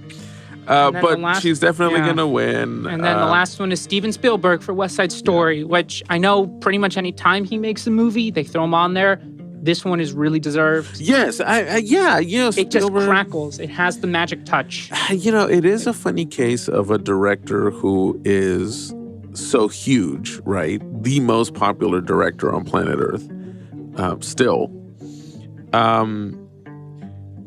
But there's a reason why he's also been so big and so influential. He really is an expert filmmaker. He really is an excellent storyteller. And this film really shows why. Yes, exactly. You can tell, well, first of all, you can tell he has a trusted team of people he works with. Kaminsky has worked with Spielberg for decades now. He's his guy. Yeah. They really feel like co-directors in that sense. Yes. But just every aspect, you can tell that he really wanted to craft a very special film with an original that meant a lot to him. Campion, I guess, going back to Campion briefly, the great merit we can give this nomination is, of course, she made history. That now she's the first woman to be nominated twice for Best Director, which should not be overlooked. That's a fantastic achievement, super impressive. But if we're talking here about the movies themselves, going toe-to-toe, West Side Story is speaking to us now. And it has so much to say to us now. The other thing that kind of drives me crazy is, okay, if everyone likes her very, they call it, methodical, subdued filmmaking, Ryusuke Hamaguchi does that better in Drive My Car. Yes. Everything people liked about Power of the Dog, Ryusuke Hamaguchi does it better in Drive My Car with really something to say that is very timely in terms of in a world that's become so divided by politics and everything and language barriers. I really have to read the Power of the Dog novel because I just read the short story collection that Drive My Car is based on by I'll just add something there. In fact, Drive My Car was nominated for Best Adapted Screenplay based on what was like an 8-page short story. Yeah, it's a very small short story. From what I understand, written by, you have to mention the author Murakami, who is a phenomenon on his own. The same way we're talking about the Oscars, literary fans or big literature aficionados are waiting every year for him to get the Nobel Prize for literature. But Murakami, what he does in that story, now, as I understand it, I think, because I haven't seen Drive My Car. As I understand it, Really? I have not seen it. Oh my yet. God! I have not. I have not had the time. I'm gonna predict you're gonna love it. When you just said it's 3 hours that goes by so quickly. In fact, the credits don't drop until 40 minutes, and you don't even know it's been 40 minutes. I gotta find the time. I'm too busy watching Moonfall by And Jack Roland Reacher. Emmerich. Critically acclaimed Jack Reacher. Jesus. But Drive My Car, I'm very interested because reading the short story. I mean, we can get more into this when we get to the writing nominations.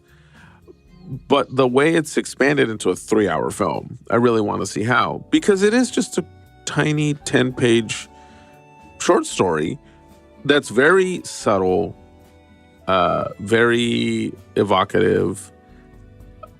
But again, how he spins it into a 3-hour movie. It's interesting. I like this dynamic because you've read the short story. Yeah. I've seen the movie. You have not seen the movie, and I have not read the short story. But from what you've described about the short story and what I've seen of the film, this director, it seems like he really understood the soul of the book. Yeah. And he understood what aspects of the short story he could stretch out and elaborate on. Yeah. So, hey, maybe when you're watching the film, I'll read the short story. And then we can it should be a great idea. Yeah. And we could do a whole Drive My My Car. Yeah, let's do a whole Drive My Car while we drive. Drive somewhere, to get some ramen or something. Exactly. We can record as we're on the driving. Road. But yeah, in terms of, I think there's no doubt though, Campion is going to take it, and well, again, like I said, I guess the positive is if she wins, people may rediscover in the cut. And then she'll make another Marvel movie like Chloe Zhao. Yeah, exactly. After this, she's going to get offered. She's going to make Captain Marvel too. Yeah. After this, she's going to get offered. Yeah, like one of those. She'll make Captain Marvel a raging alcoholic after one scene. Who's tempted into sex by some guy who wants, I don't know, like Benedict Cumberbatch. We called him Doctor Strange during our review. With Doctor Strange is in Marvel now, so. Well, I will say, what we're saying is not implausible. I read a review from, I think it was Sundance. Last year by Scout Tufoya, and he made a really kind of sad comment. He saw some Iranian film that was, I forgot the name, but it was making waves at the time in the festivals. And Tufoya makes the point of, gee, I really like this movie. This director's fantastic. He's very talented. But these days it feels like you're making a great debut almost as a job application to then work for Marvel, right? So you make these great movies, or you make the times we live in, Yeah, it's like you make this one great movie. Some people works. I mean, James Gunn. I know he has a very particular style. Once again, you don't have to connect with it. But Gunn. Look, he made Guardians of the Galaxy and he made Suicide Squad, which. But I think the difference though is Gunn is perfectly fit for that world because he already loves comic books. Yeah, Chloe Zhao. Obviously does not. so Eternals is bizarre what it is. Movie. It's kind of funny you bring Eternals up. I'm sure Kevin Feige, well, I mean he's worth billions, but I'm sure it is a bit disappointing that there's no nominations for Eternals. They wanted it to be the Oscar thing. Yeah, and then Spider-Man No Way Home came out and buried everyone. Yeah. Well, I thought Eternals was a bizarre attempt at wanting to prove, no, you can make a Marvel film that's Oscar worthy. Right? Screw you, Martin Scorsese. We can make, a Terrence Malick style epic here. And boy, did it come off confused. Yeah, very not admirable at all. Nice photography. It had some nice shots, It was all right. It was okay, but who's talking about it still? Yeah, speaking of nice shots, I guess, weird segue, we'll get into documentaries. Now, I definitely have not seen any of these. I have heard of Flea, which we mentioned. It was the first time an animated film was also nominated for documentary feature. and Summer of Soul, which is on HBO or Netflix? Hulu. It's a Hulu. I've only seen Summer of Soul out of all of these, and Summer of Soul was a really exhilarating experience to watch. It's directed by Questlove, who's a famous DJ turned filmmaker, and he really makes something that's a pure joy to watch. It's based on a summer music festival that took place in Harlem in the late 60s, and it's amazing. It was almost like the Black American Woodstock. So it was this collection of astounding, artists from the time, like Sly and the Family Stone, David Ruffin, all these great artists from the period. They all came together to play this summer festival as a way to promote, kind of like Woodstock, right? This idea of promoting peace and unity, especially in the wake of the riots that had followed the assassination of Martin Luther King, and all of the racial tensions that were going on because of the civil rights movement and the aftershocks of it.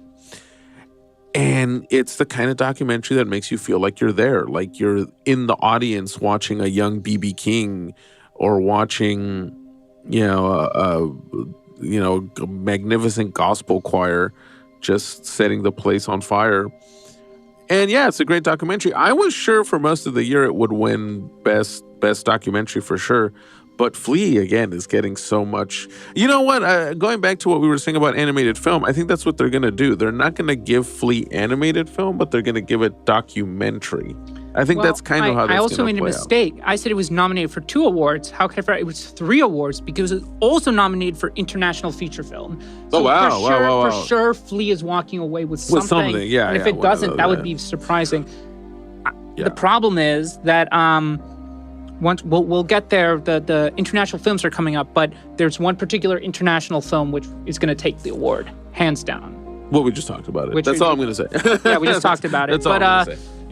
I guess you saw Summer of Soul. Aside from that, I haven't seen any of the documentary features or the documentary shorts. I've heard Attica is really good. Most of these... And Flea is supposed to be very good. The nice thing if it's still in the theater somewhere, hopefully we'll check it out. Yeah, we should check it out. Hopefully we can recommend it. Luckily, documentaries tend to be even more easy to find in the streamers, right? Those tend to get out there quicker.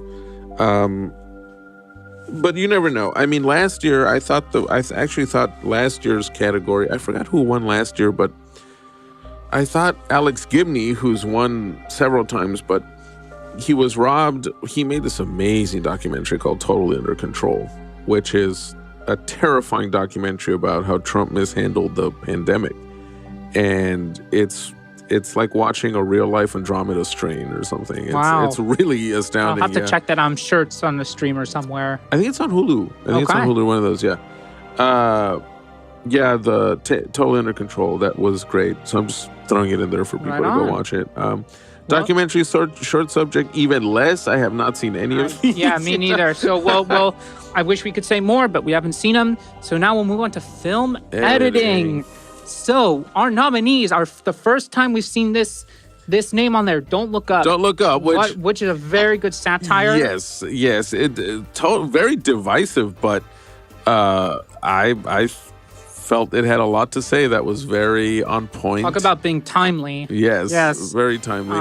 Dune is on there the as well. The nominee for Don't Look Up, I was just going to throw in there, Hank Corwin. He's actually been a very notable editor for a long time. He won, I think he was one of the editors who won for Oliver Stone's JFK.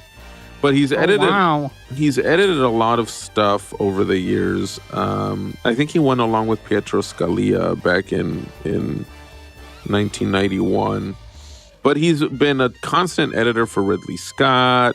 He also edited that very controversial Stone film, Natural Born Killers.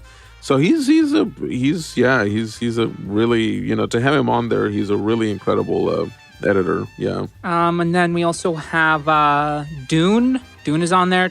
As we mentioned, it's going to sweep many of the technicals. King Richard is on there. Okay. Power of the Dog, of course. They got to give the big throw the big names up there. Oh, he didn't win. That was Joe Hushting and Pietro Scalia. Yeah. But he did edit Natural Born Killers on. Yeah. Yeah, Power of the Dog is on there, and then Tick Tick Boom. So we'll see on that one. I have seen 3 of the 5. I've not seen King Richard or Tick Tick Boom. I don't know. Out of those 3, I guess Don't Look Up would be my pick. But once again, I haven't seen. I think it's gonna go to either Power of the Dog or Dune. Now, here, for example, here's the thing. Historically speaking, with very rare exceptions, editing tends to win Best Picture. These are actually an interesting batch of nominees because, King Richard is not the kind of film I expected to be in the... Like, I'm surprised West Side Story isn't nominated for editing. The editing why isn't that astounding. On there? I mean, compared to Tick Tick Boom, West Side Story has astounding editing. But Dune, I expected that. I think it's probably going to go to either Dune or Power of the Dog. There have been some rare exceptions throughout the decades. For example, The Matrix won editing in Well, what 99. about last year? Did editing win Best Picture? Let's check who won Best Editing last year. Well, while you do that, I will lead us into international films while he's looking that up. We mentioned Flea is a triple threat this year. It got documentary film nomination, animation nominee, and it's also an international feature film, which is awesome. And I hope I can catch it in the theater. The only problem is Ryusuke Hamaguchi's Drive My Car is also on that list. And I'm pretty sure... Sound of Metal won last year, so that's an exception. Yes. Yeah, that was an exception. Also very, very, very good film. But yeah, Drive My Car, there's a reason it's on this list. It's incredible film. And I think it's going to take international film. We also have Hand of God from Italy. Lunana, a yak in the classroom from Bhutan. I've never heard of that. And then The Worst Person in the World from Norway. I think, Alci, you saw that recently, didn't you? And you thought it was pretty good. Yeah, so when it comes to the international film nominees... Drive My Car, as I mentioned. I actually, the ones... Yeah, Drive My Car, I think there's no question it's going to win the award. The other films... Hand of God, I'm a bit surprised it's in there. I enjoyed the film, but I didn't expect it to take an Oscar nomination. Sadly, that's probably what happened with Parallel Mothers. I think they just needed to make room for one of these. That's in there. So disappointing. Worst Person in the World, I just recently saw it. I very much enjoyed it. If Drive My Car was not nominated, I actually think Worst Person in the World would be the front runner. It's a Norwegian film. And one of the best recent dramas about the millennial experience, what it's like to be hitting your 30s in this, quirky time we're living in, where it follows the adventures of a woman named Julie who lives in Oslo, and she's 29. She went to college first as a med student, but then switched to photography, but now works at a bookstore, and she's dating a guy who's 15 years older, and he's a successful comics artist. And I won't get into I won't spoil anything, but it's about that era we're living in where your life isn't fully defined at 30 yet, especially in terms of career, finances, relationships. And it's good. It's a very good film. It's almost the flip side of the American approach, which would have been to turn Julie into some kind of rom-com character. This one instead feels the way life feels, like it's a bunch of interesting episodes where we pick up interesting people along the way, and we end up in unpredictable scenarios, and what you thought last year might change this year, and who you were 5 years ago is a was very different from who you are today. So yeah, that was a good movie. I'm glad it's nominated. I wish, again, Parallel Mothers was on that list. Hand of God, Paolo Sorrentino. He's Italy's big director right now. This was his first movie after doing. He was doing The Young Pope on HBO. He was doing that series. Then he did a crazy movie called Loro about Berlusconi, the Italian prime minister. And his most famous movie, of course, remains The Great Beauty, which won the Oscar already in 2013. But still, Hand of God. It's a nice movie. It's actually the Italian flip side of Belfast. It's about his childhood not his childhood, but his teen years in Italy in the 80s. And all the stuff you do when you're 18 and in 1980s Italy. But it lacks the heart and the thematic power of Belfast. We'll leave it at that. And then, I guess moving on, we'll do makeup and hairstyling. We have Coming to America. Boy, everyone forgot about that one. Yeah, why is that in there? Yeah. Cruella. I could see it. I think, that's interesting because both Dune and Cruella are on costumes and makeup and hairstyling in that category. They might just throw it to House of Gucci. I mean, or Eyes of Tammy Faye. Yes. Because they really like those fat suits. Yes, exactly. The Oscar goes crazy for that. That's what I mean. House of Gucci, especially because of the Leto. Stellan Skarsgård was also in a fat suit for Dune. So that was fat suit? I think so. They definitely added a bunch of prosthetics to him. I mean, I just thought he just looked naturally menacing. Within that realm, costume and makeup and hairstyling, they tend to be bunched together. So whoever wins one of them, more often than not, wins the other one. That's just how it goes. I kind of think that might be the bone they throw at House of Gucci. But I think Cruella might actually put on. Yeah, that might actually put on a good bit of competition. That's kind of an up in the air one, really, because Eyes of Tammy Faye, I can easily, because they really do make not just Chastain, but they really make Garfield and D'Onofrio look like Jim Baker and I've noticed the Oscars likes the transformation, makeup and hairstyling. I mean, that's why Suicide Squad won in 2017 or whatever. Exactly. They made the crocodile guy. We live in a world where Suicide Squad is an Oscar anyway, winner, now this is the next category. This is one that I really enjoy. This is original score. And every time the list is released, I always put together a playlist where I listen to all of them to keep them fresh. And Power of the Dog's gonna win. Probably, but we have some good ones. Yeah. Nicholas Bertel getting another nom. Don't Look Up. It was good. I still think his best score is Moonlight. Yes, that's a great score. Moonlight is fantastic. Hans Zimmer for Dune. It was funny because people were saying, "Oh yes, Hans Zimmer's experimenting with all these new instruments, and this is going to be unlike anything you've ever heard." And I totally disagree. It's like what they said about with Avatar when it came out. Oh, yes, James Horner. The late James Horner, And they just did a score that sounds like a simulation of something that sounds ethnic and exotic.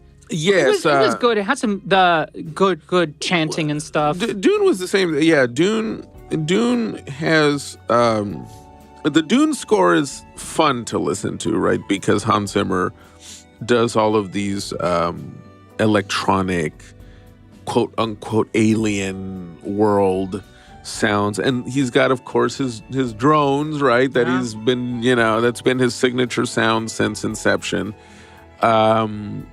But when you compare it to the other scores, Alberto Iglesias' score for Parallel Mothers really so good.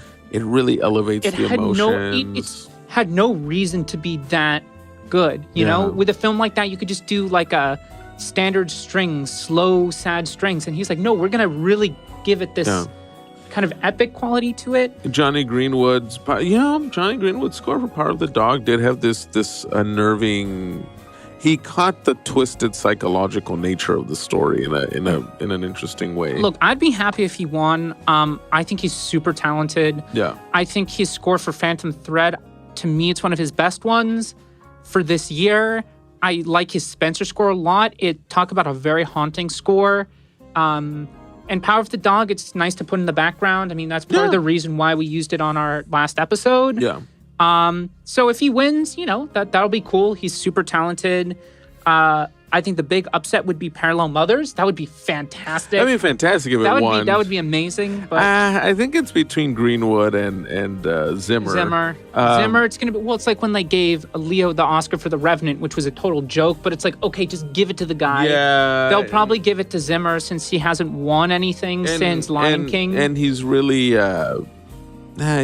become a brand to his own, right? Especially since Gladiator, he's really become this. I would say actually, especially since Inception, he's really become a brand now. Where anytime you think of electronic drones, anytime you think of like pounding percussion, everyone just thinks of Hans Zimmer. He's defied the old Hollywood mold of being melodic, I would even say. There's not a lot of melody anymore to Hans Zimmer. No, well, funny enough, his best scores were co-written with Zimmer. Yes. So people forget.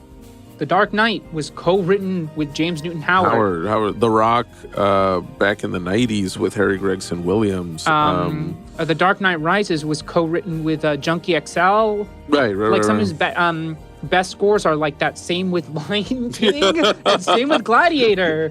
Both of those were co-written. Yeah, Lisa Gerrard, right? Anytime he tries to do his own Gladiator, thing, yeah. I mean, Dead listen to the Dunkirk score. It's like... Yeah, I think that's his shtick, right? I think Nolan, in particular, Christopher Nolan, has guided him towards being defined by this atmospheric element as opposed to, melodies, right? Well, Interstellar was very good. Yes, even though it was repeated itself. Script, yeah. I think it would have won in 2014, except Alexandre Desplat won for Grand Budapest Hotel, which was just, it knocked it out of the park. Fantastic score, yeah. So yeah, some good choices.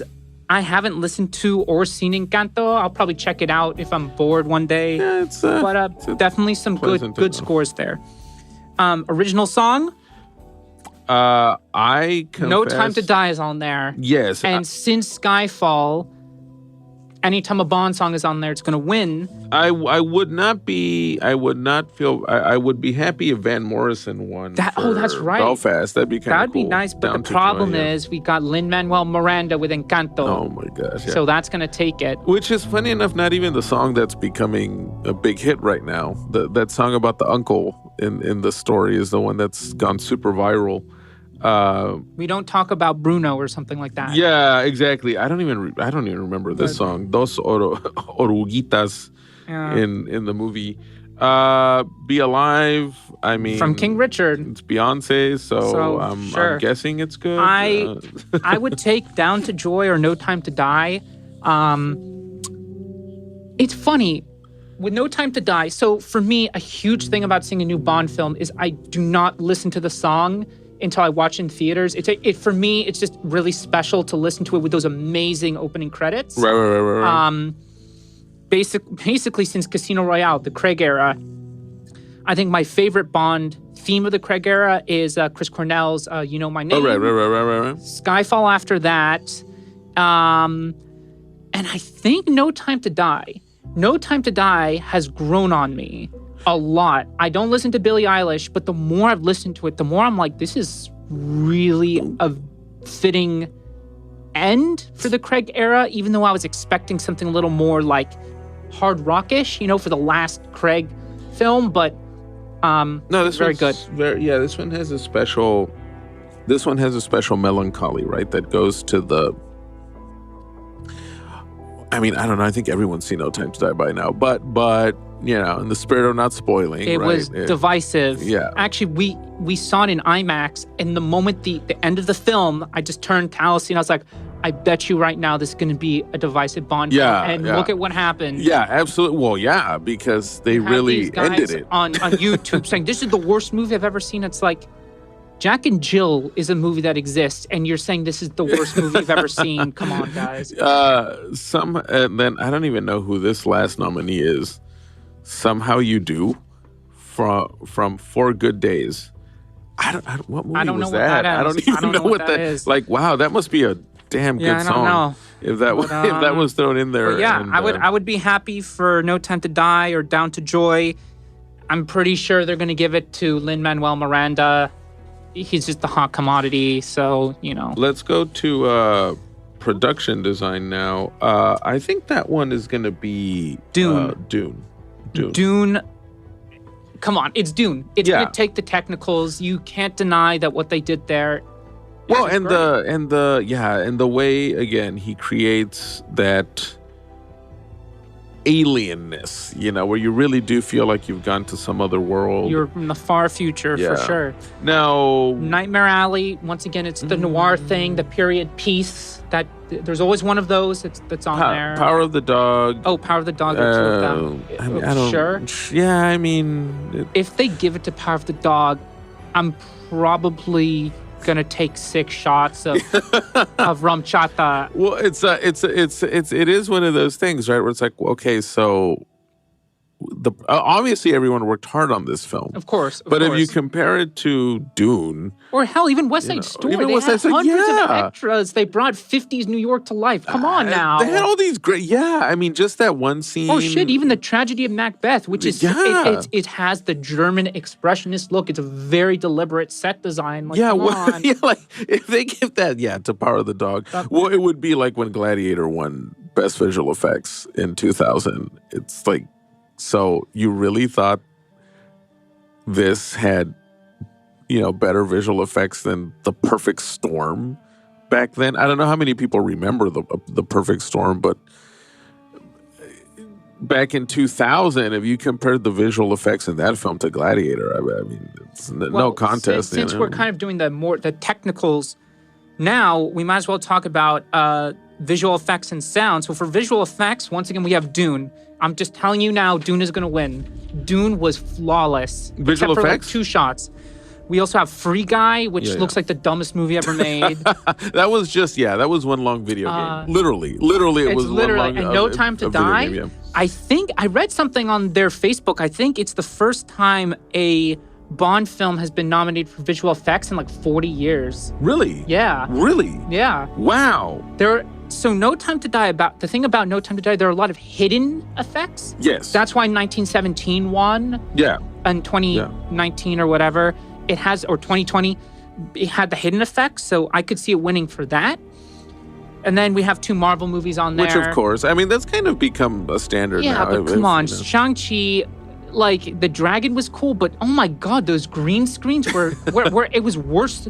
It was worse than a student film. Oh, come on. Shang-Chi, worse than a student. Well, no, come on, those green screens.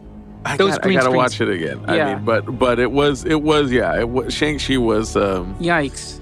Spider-Man: No Way Home though did have excellent effects. I mean that one did have pretty excellent effects. But I think it's gonna go to Dune. I think No Time to Die would be the upset just because it's the hidden effects, which Dune worked so seamlessly. Dune though kind of bridges both worlds in that it's a big sci-fi movie, but it has enough of a minimalist look to it too. So even though you obviously have all these great CGI shots of, armies and ships landing and you have big explosions, it's minimalist enough though. Like it's not overloading your eyeballs it's also polished. That's the thing. Yes. And the reason I wouldn't give it to Spider-Man No Way Home is those effects don't look polished. Some of them do, but it's very inconsistent. Dune, except for literally 2 shots in the whole film, they look real. Like, I didn't even question they were CGI. They were so well incorporated, and the way they used lighting to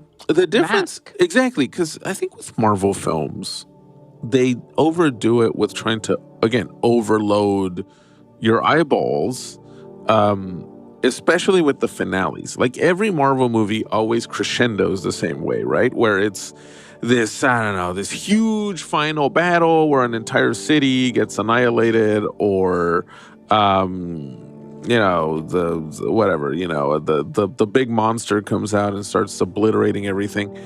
And it's a bit of CGI overload, right? They always have to, even Eternals, right? Eternals, half the movie were these weird attempts at doing like a Terrence Malick superhero movie. But of course, it ends with like a giant rock god emerging from the ocean. Dune is just minimalist enough. It's nice and it just feels like you're in this alien world. So that's probably why, it's definitely gonna work. Kind of tied to visual effects, what makes these movies come to life is the sound. Yes. And both Dune and No Time to Die, my God, the sound design. Oh, geez, yeah. It made them crackle. So that's very good. Power of the Dog. Why? Because they had horses? They made the cattle sound very realistic. The herds of cattle. West Side Story. I could see that being an upset. You know why? Blending the audio. Yes. I could see that. That's one of those hidden sound design things. Yeah, and it's and West Side Story, it beautifully, it does a classic musical technique in that, it doesn't fall into this trend that so many musicals have been trying to do recently, which is, we're going to do live singing. So we're going to have, everyone is going to sing live on set. Thank goodness they didn't. And look, it's, it's not Les Miserables. You can tell when the soundtrack kicks in, but they did their best to make the room sound match. The room tone, And I'm glad they didn't. Yes, exactly. And it doesn't become a jarring experience for the ears like Les Miserables. Well, not only that, right? but the fact Tony Kushner, of course, really wants to ground the story a lot more. And somehow these bombastic Leonard Bernstein, Stephen Sondheim musical numbers work. Yeah. Like you listen to them and it's like you buy them as an escalation of tension. Yes. Like there's a scene when Tony... he's trying to grab a gun from Riff, and they do this whole dance on a pier. Oh yes, and the way it crescendos into the song, you're like, I believe this, and that's what movies should do, even though it's totally unrealistic. They made it work. One, it has an added grit too. It's not. It has even more grit, obviously, than the original West Side Story film version. You really feel that sense of these kids living in this world of shattered buildings and broken rock and dilapidated, living conditions. It was very good.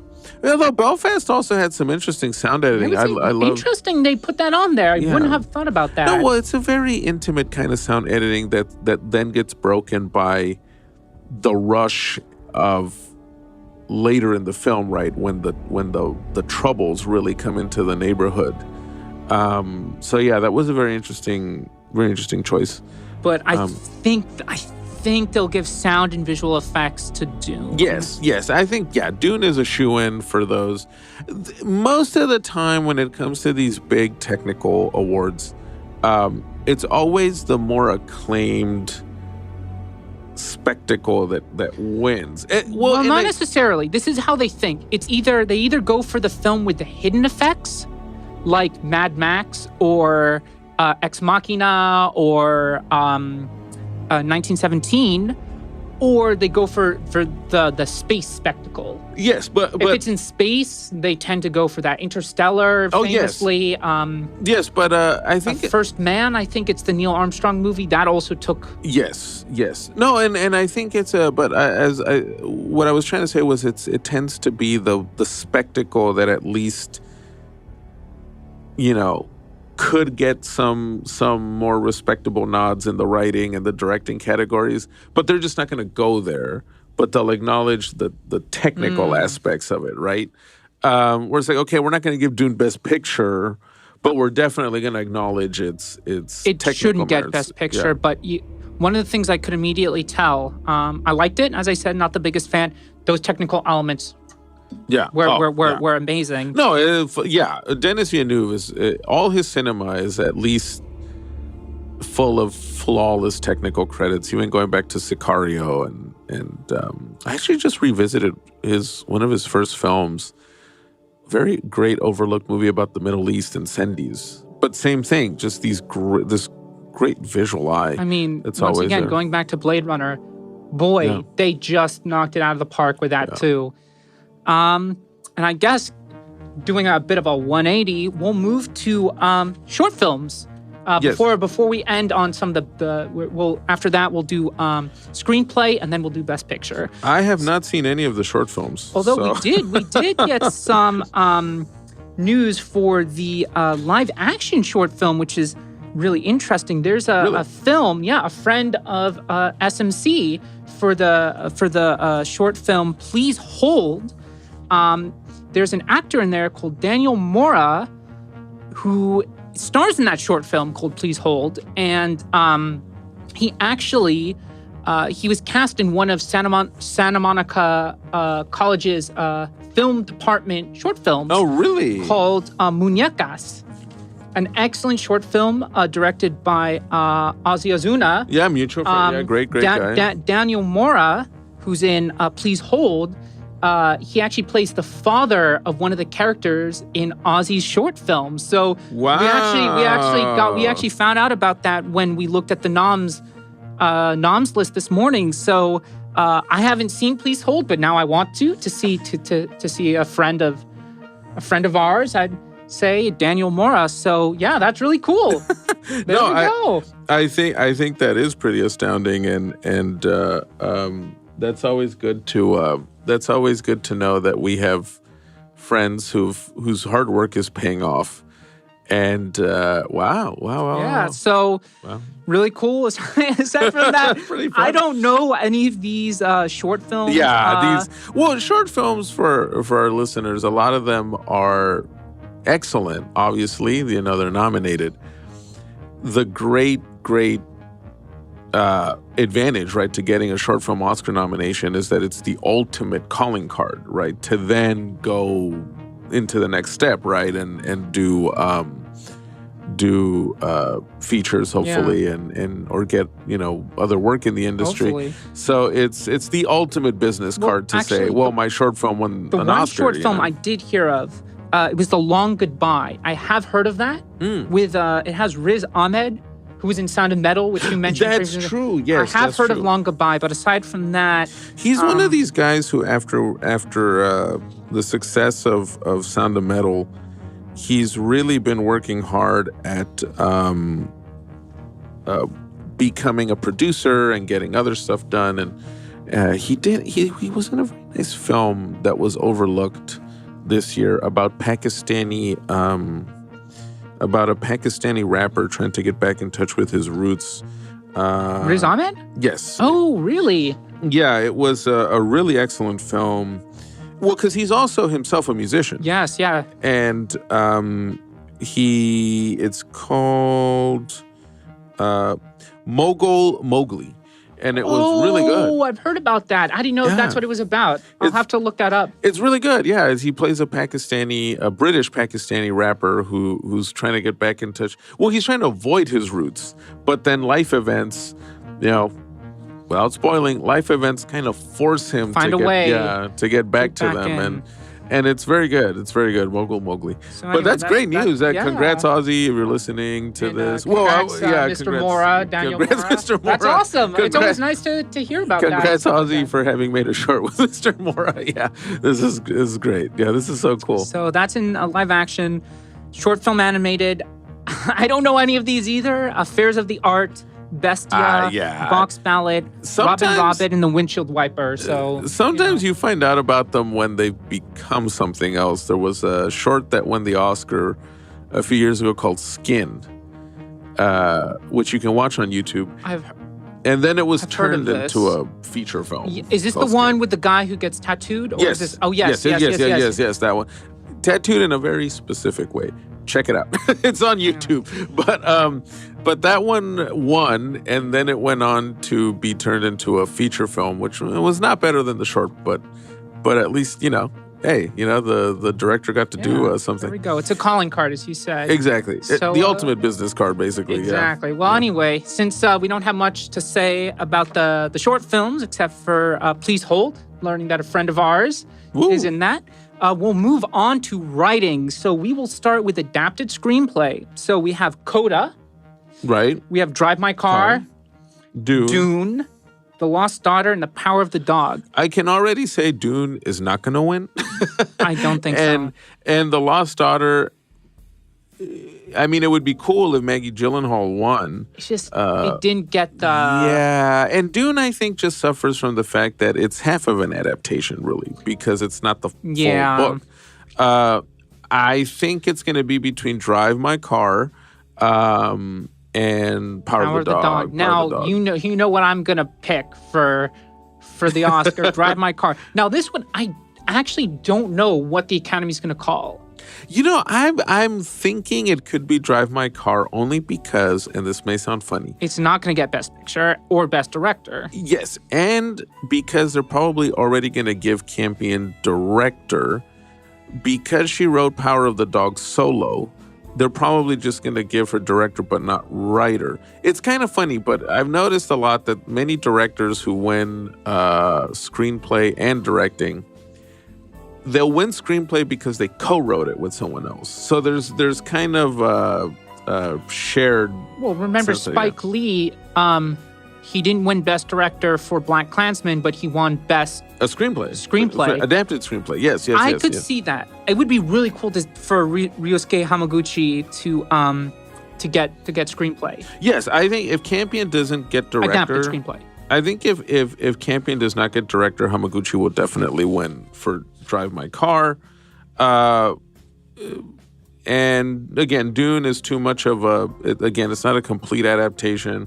Plus, that film really thrives as a visual experience. It's not necessarily a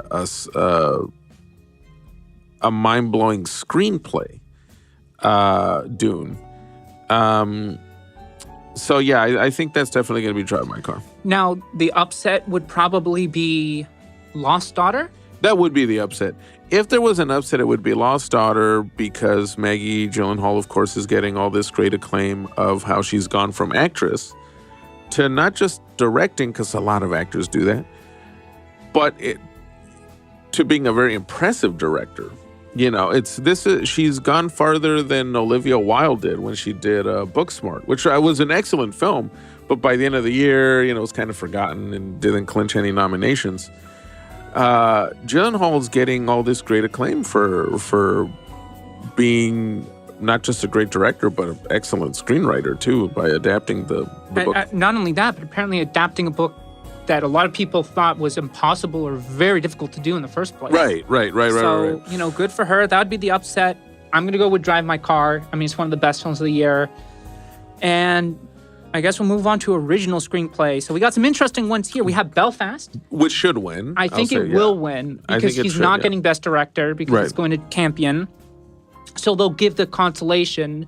And I don't mean to say that in a derogatory way because being a screenwriter, you need to have an art for that. Yes, exactly. I think Hamaguchi, turning an eight-page short story into a 3-hour film, and then Branagh with what he did for Belfast. No, and I think if we're just being honest about how to spread around the wealth, how to spread the love around, I think that'll be the one Branagh gets. And then there's also Don't Look Up. Yeah. Okay, good for them. It's funny. King Richard on there again. Licorice Pizza. Yeah, why is King Richard? I gotta see this now. Why is King Richard getting all this Worst love? Person in the World, apparently, sneaking on there too. That was an excellent screenplay. I very much enjoyed it. It was a very sharp screenplay. Licorice Pizza again. It's good. I wouldn't. No, why I just get a sneaking suspicion that could be the upset this year that they give it to PTA. Because he's not going to get anything else. I wouldn't be shocked if they give it to Paul Thomas Anderson, but it should be Branagh. I think so too. Yeah. I think that not a lock, but I think a good chance, and I want him to win. Yes, he deserves it for that. Licorice Pizza, I think, would just be because let's acknowledge this nice little nostalgic film about the Valley. Worst Person in the World, excellent screenplay. Again, one of the best films about the millennial experience. But none of them reach that personal power that Belfast has. See, Paul Thomas Anderson, Licorice Pizza, yes, it's based a lot on his memories growing up in the Valley in the 70s. But it's not his memories, though. It's completely fictitious characters. Branagh did something quite beautiful with Belfast in that he turned his memories into art. That's why it should definitely win original screenplay. And now for the last list our list of nominations, we are going to talk about Best Picture. So this one, I think this one, we've talked a lot about the films in general as we've covered different aspects, but I think this is where we can either be, we can praise them the most or tear them to shreds like a starving Rottweiler. Right. I'll read through the list and then we'll go through them. So Belfast, Coda, Don't Look Up, Drive My Car, Dune, King Richard, Licorice Pizza, Nightmare Alley, Power of the Dog, and West Side Story. I mean, again, it's going to go to Power of the Dog. It's going to go to Power of the Dog. The momentum is there. The hype is there. The acclaim. The postmodern culture is going to go there. It's a perfectly suited film for the times we live in. It's going to be one of those wacky years like when when Green Book? Yes, Green Book. It's going to be one of those years where the Best Picture winner is just going to kind of fade away from memory in a few years, but everyone will look back and, okay, I'll put it this way. They're going to be talking more about Dune in 10 years. I think West Side Story is going to be the sleeper. Yes. I think as the whole awards season dies out, people will look back on West Side Story and be like, damn, why didn't anybody see this in theaters? Yeah, exactly. Yeah, it's going to be one of those, underappreciated films that'll just gain a following as the time goes on. We've mentioned it already. Steven Spielberg showing why he's at the top of his game still. Yes. I mean, yes. There's no two ways around it. Well, he knocked it out of the park. He made a real movie. There's no better way to put that. He just made a real movie, like the definition of a movie, he really made one. The other ones, I'm the little misfit in me is cackling with glee that Don't Look Up got nominated. So that's kind of fun. No, out of every single other movie, it's 80% or higher on Rotten Tomatoes, and Don't Look Up, it's like 55%. Yeah, exactly. Which is totally unwarranted, by the way. Yeah, total nonsense. It's kind of funny how Adam McKay knows how to short circuit people, and you know what? That's great because we don't have a lot of directors willing to do that. I could not stand the reviews of people saying, well, he's so small. Again, he thinks he's smarter than you. It's like, well, it's not that. It's just that the movie Don't Look Up, it's an accurate depiction of a culture that's gone kind of loco. It's gone insane. It's tackling themes head on in a humorous way, and especially with something that is so global. Yeah. People don't like that. People like saying, oh, the themes are in there, but they're not, like Power of the Dog. Oh, they're in there. You're just not smart enough if you don't see them. It's like, oh, come on. Don't talk about being full of yourself. It's this bizarre, I don't know. I think we're living in a strange cultural, psychological state where even more than ever, we just don't want to acknowledge what's actually happening. We prefer to act as if everything is fine. You mean we prefer to don't look up? Yes, exactly. Yeah. We don't want to look up at the flaming comet coming at us. So I'm glad that's in there. Yeah. I mean, Coda, it's once again, it's a pick. It's like, yeah, why not? Why Nightmare Alley is in there, I don't know. I think that Del Toro has why friends. Do they do 10 nominations? Yeah, it's ridiculous. It's for the last. When did they start doing that? It was right after the whole Dark Knight controversy. After that, every year that they've done that, half the nominations you're like, why are they on there? Yeah, there's some in here that. Well, I mean, I guess King Richard and Nightmare Alley. Really, it should be Belfast, Drive My Car. I guess Power of the Dog and West Side Story. Yeah, but I think because Nightmare Alley and King Richard can now forever put on the Blu-ray box, it's for sale. Nominated for Best Picture, I mean, look, as we were talking about, the reason we wanted to bring up Jackass at the very beginning of our reviews, we want to talk about something that is so honest and authentic in what it's doing and what its intentions are, as opposed to the Academy Awards, which are like pomp and circumstance. It's all about the climate of the time and about, committees and stuff. Yeah, no, exactly. And, I think part of why we want to do this episode as well, not just in contrast with Jackass, is really, break down some of our favorite films of the year. There are some others, once we go through the rest of the list, we'll talk about that weren't nominated at all. That will be our coda for this. Well, we mentioned Pig earlier, and it is kind of nuts how Pig didn't even, in a more fair world, Nicolas Cage would have gotten Best Actor. Nothing. In terms of a nomination, at least. But instead, we live in a world where King Richard, for whatever reason, has gotten all these nominations. Also, actually, what's interesting? French Dispatch didn't get anything. Nothing. They didn't Zero. even get production designer score. Nothing. Nothing. Not even screenplay. Nothing. Wow. Like, talk about, they're like, we can't stand this. Wes Anderson another is like... snub. Well, and even in documentary, honestly, the best documentary of last year was Exterminate All the Brutes on HBO. Oh, yes. I've heard excellent things about that. Raoul Peck, probably the best documentary about why civilization has evolved the way it has over the last 500 years or so. But nothing.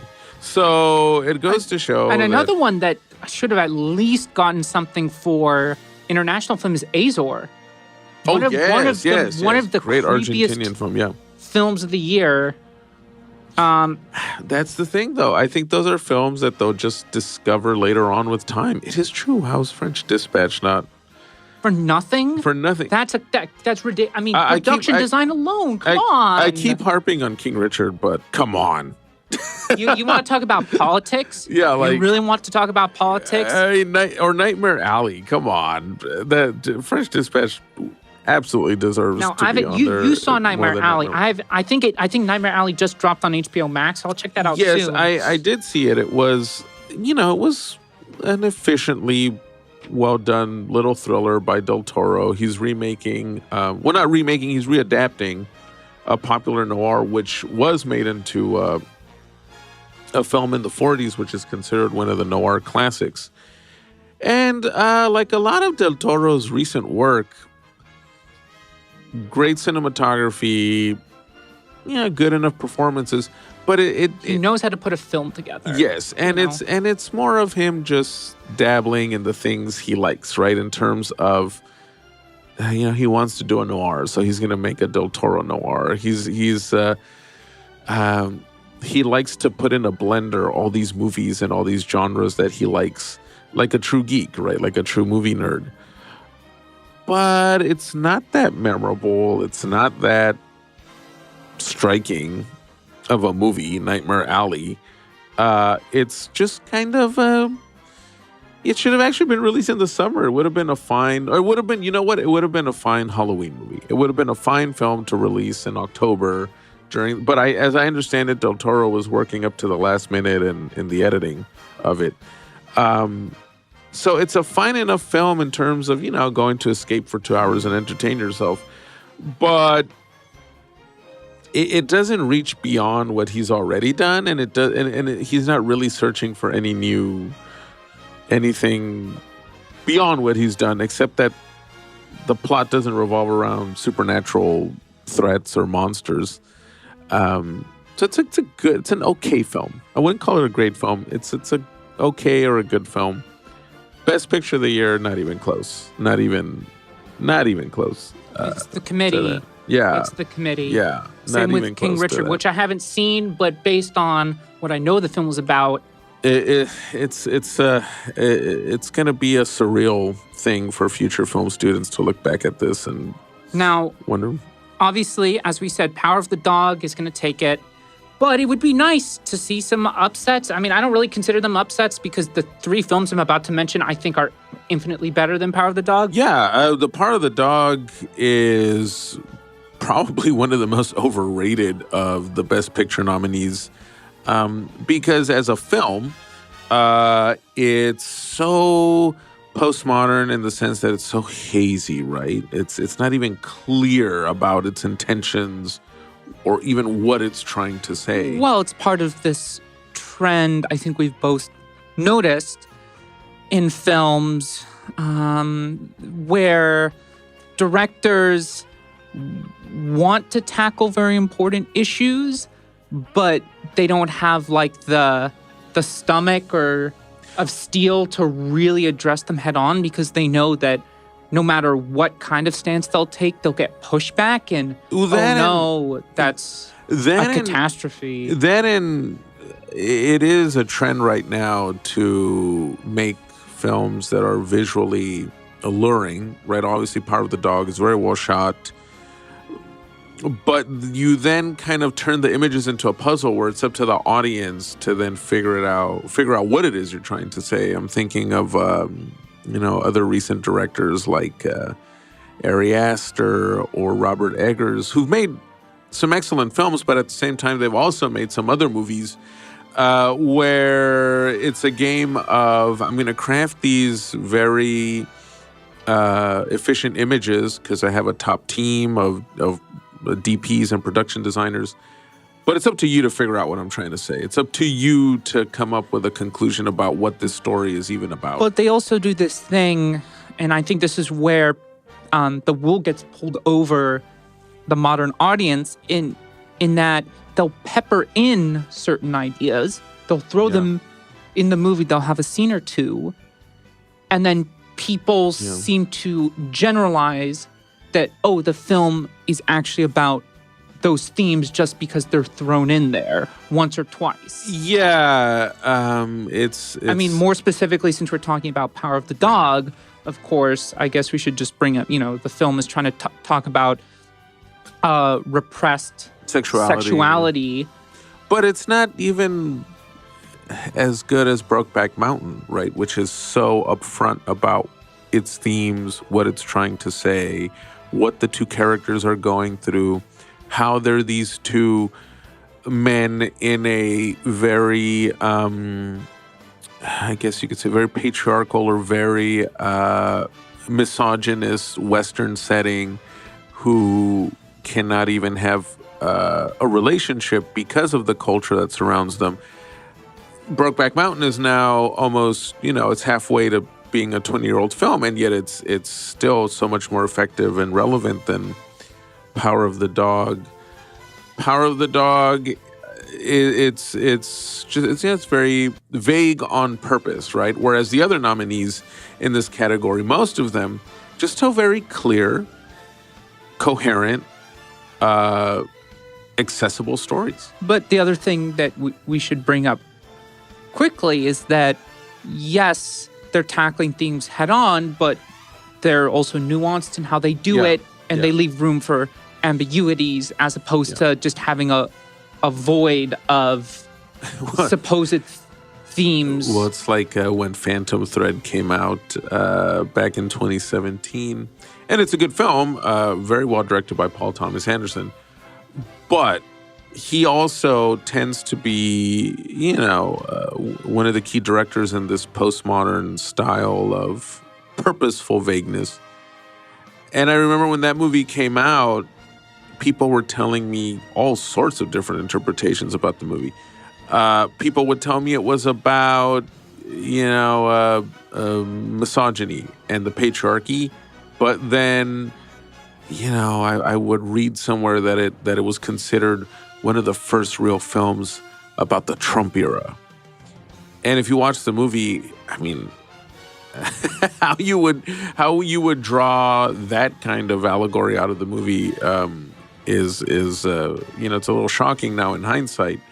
But I think that's part of it, right? That these movies are made with such a void, as you said, with such a hole in the approach, that you can kind of just fit it into whatever era you're living in. Today, Power of the Dog is about issues of identity and repressed sexuality, which are incredibly valid themes, of course. But which Moonlight, the excellent Moonlight, Jenkins, did 100 times better. Such a great film. Perfect example of another alternative to Power of the Dog, Moonlight. But what I was getting at was, in a couple of years, I don't know, depending on how the culture shifted, depending on what's going on in society in 20 years or 10 years. Yeah, Power of the Dog, someone will watch it in 20 years and think it has... No, this is actually a statement on what's going on today in 2032. So, and of course, timeless art does always speak to every age. But what I mean is, Power of the Dog is so vague about what it's trying to do or say that it's kind of like a Play-Doh that you can mold in a different sort of way,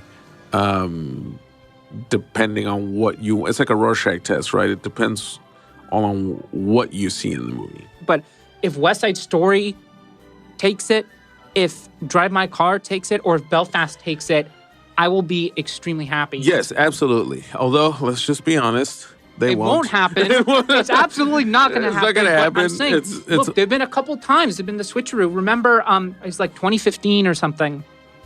Academy Awards. Best Supporting Actor was either going to go to Michael Keaton or...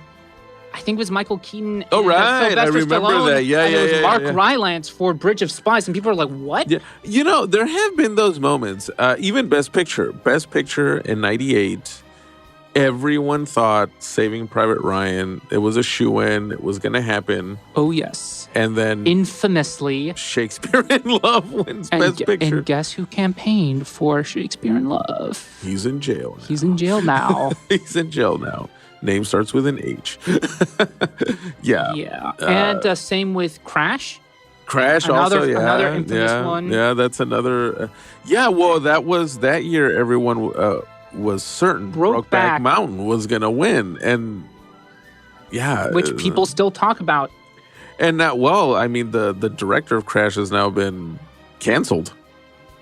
Yeah. There you go. History eventually becomes the final judge on all these things.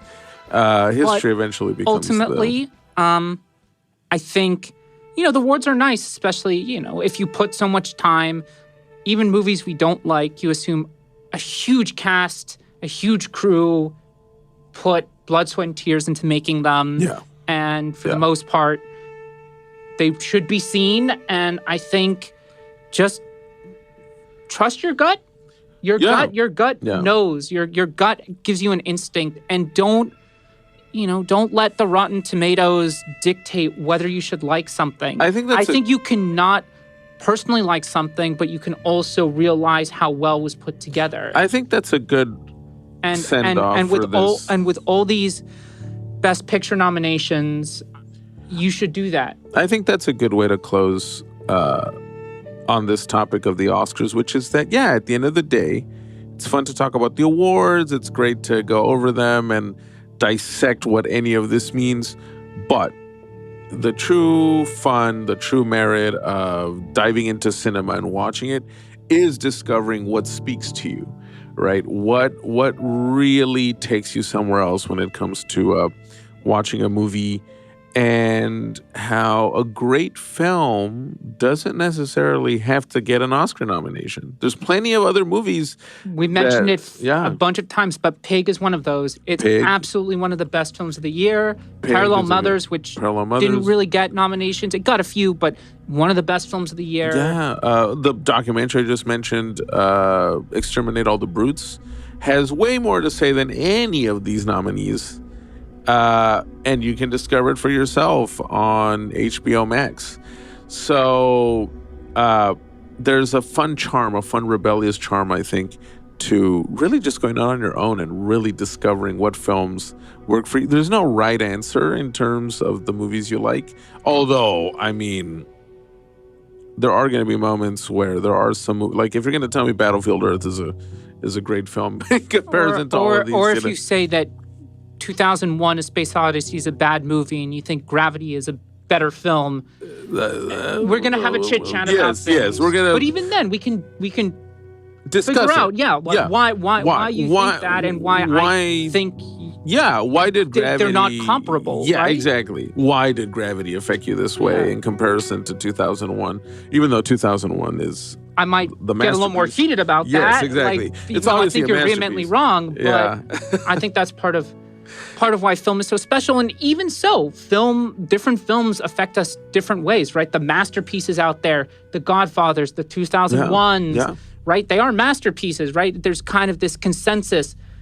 But you could watch it now and you could not be affected by that. Yeah, exactly. And I think that's the power of it. Roger Ebert famously gave The Godfather Part 2 3 stars. And he, to the end of his life, maintained he didn't feel the flashbacks with Robert De Niro were necessary or even worked. Pauline Kael famously eviscerated the original West Side Story in her review and called it a bunch of dumb ballet dancing or something. So having a voice, but stand by what you say and be able to explain why you think something. Yes. I think it's too often we conflate our personal feelings for something with being able to really kind of think critically. Yes. And I think both of having each aspect is important in film discussion at large. Absolutely. Even, and when it comes to critical thinking, have your opinion, be honest about how you reacted to a piece of art, but know how to back it up. Just back it up. And don't make 30-minute YouTube videos saying that Parasite shouldn't have won because it's not in English. Exactly. Right? And, come on now. And with that, we'll wind it down and say thank you for tuning in for our Oscars podcast. Let's see who wins. Let's see how right we were, how wrong we were. Although I think we're right on the mark this year. I think we'll be pretty close. We'll make some wagers behind the scenes, and we'll let you know after the Oscars happen. Thanks again for tuning in with us. We'll be really excited to share the next episode whenever that comes out. Yes, join us next time for our next teaser. Very interesting discussion on a very interesting film. Full of very interesting characters. Yes. very blue, I would say. Very blue. And it speaks, let's just say, very much to our apocalyptic times. Yes, so thank you for joining us for this first episode of Breaking the 180. And as we sign off, we just want to give a bit of a shout out to a lot of the team and supporters that have made it possible, including the Santa Monica College Film Program, headed by Salvador Carrasco, great teacher and film director, who has sponsored this production, and also our team of engineers and like Professor Redelia Shaw of the broadcasting department at Santa Monica College as well. Huge thanks to her. Yes, definitely. And remember to check us out online as well at Breaking 180 Podcast on Instagram to get the latest updates on the podcast, as well as Spotify whenever we drop new episodes.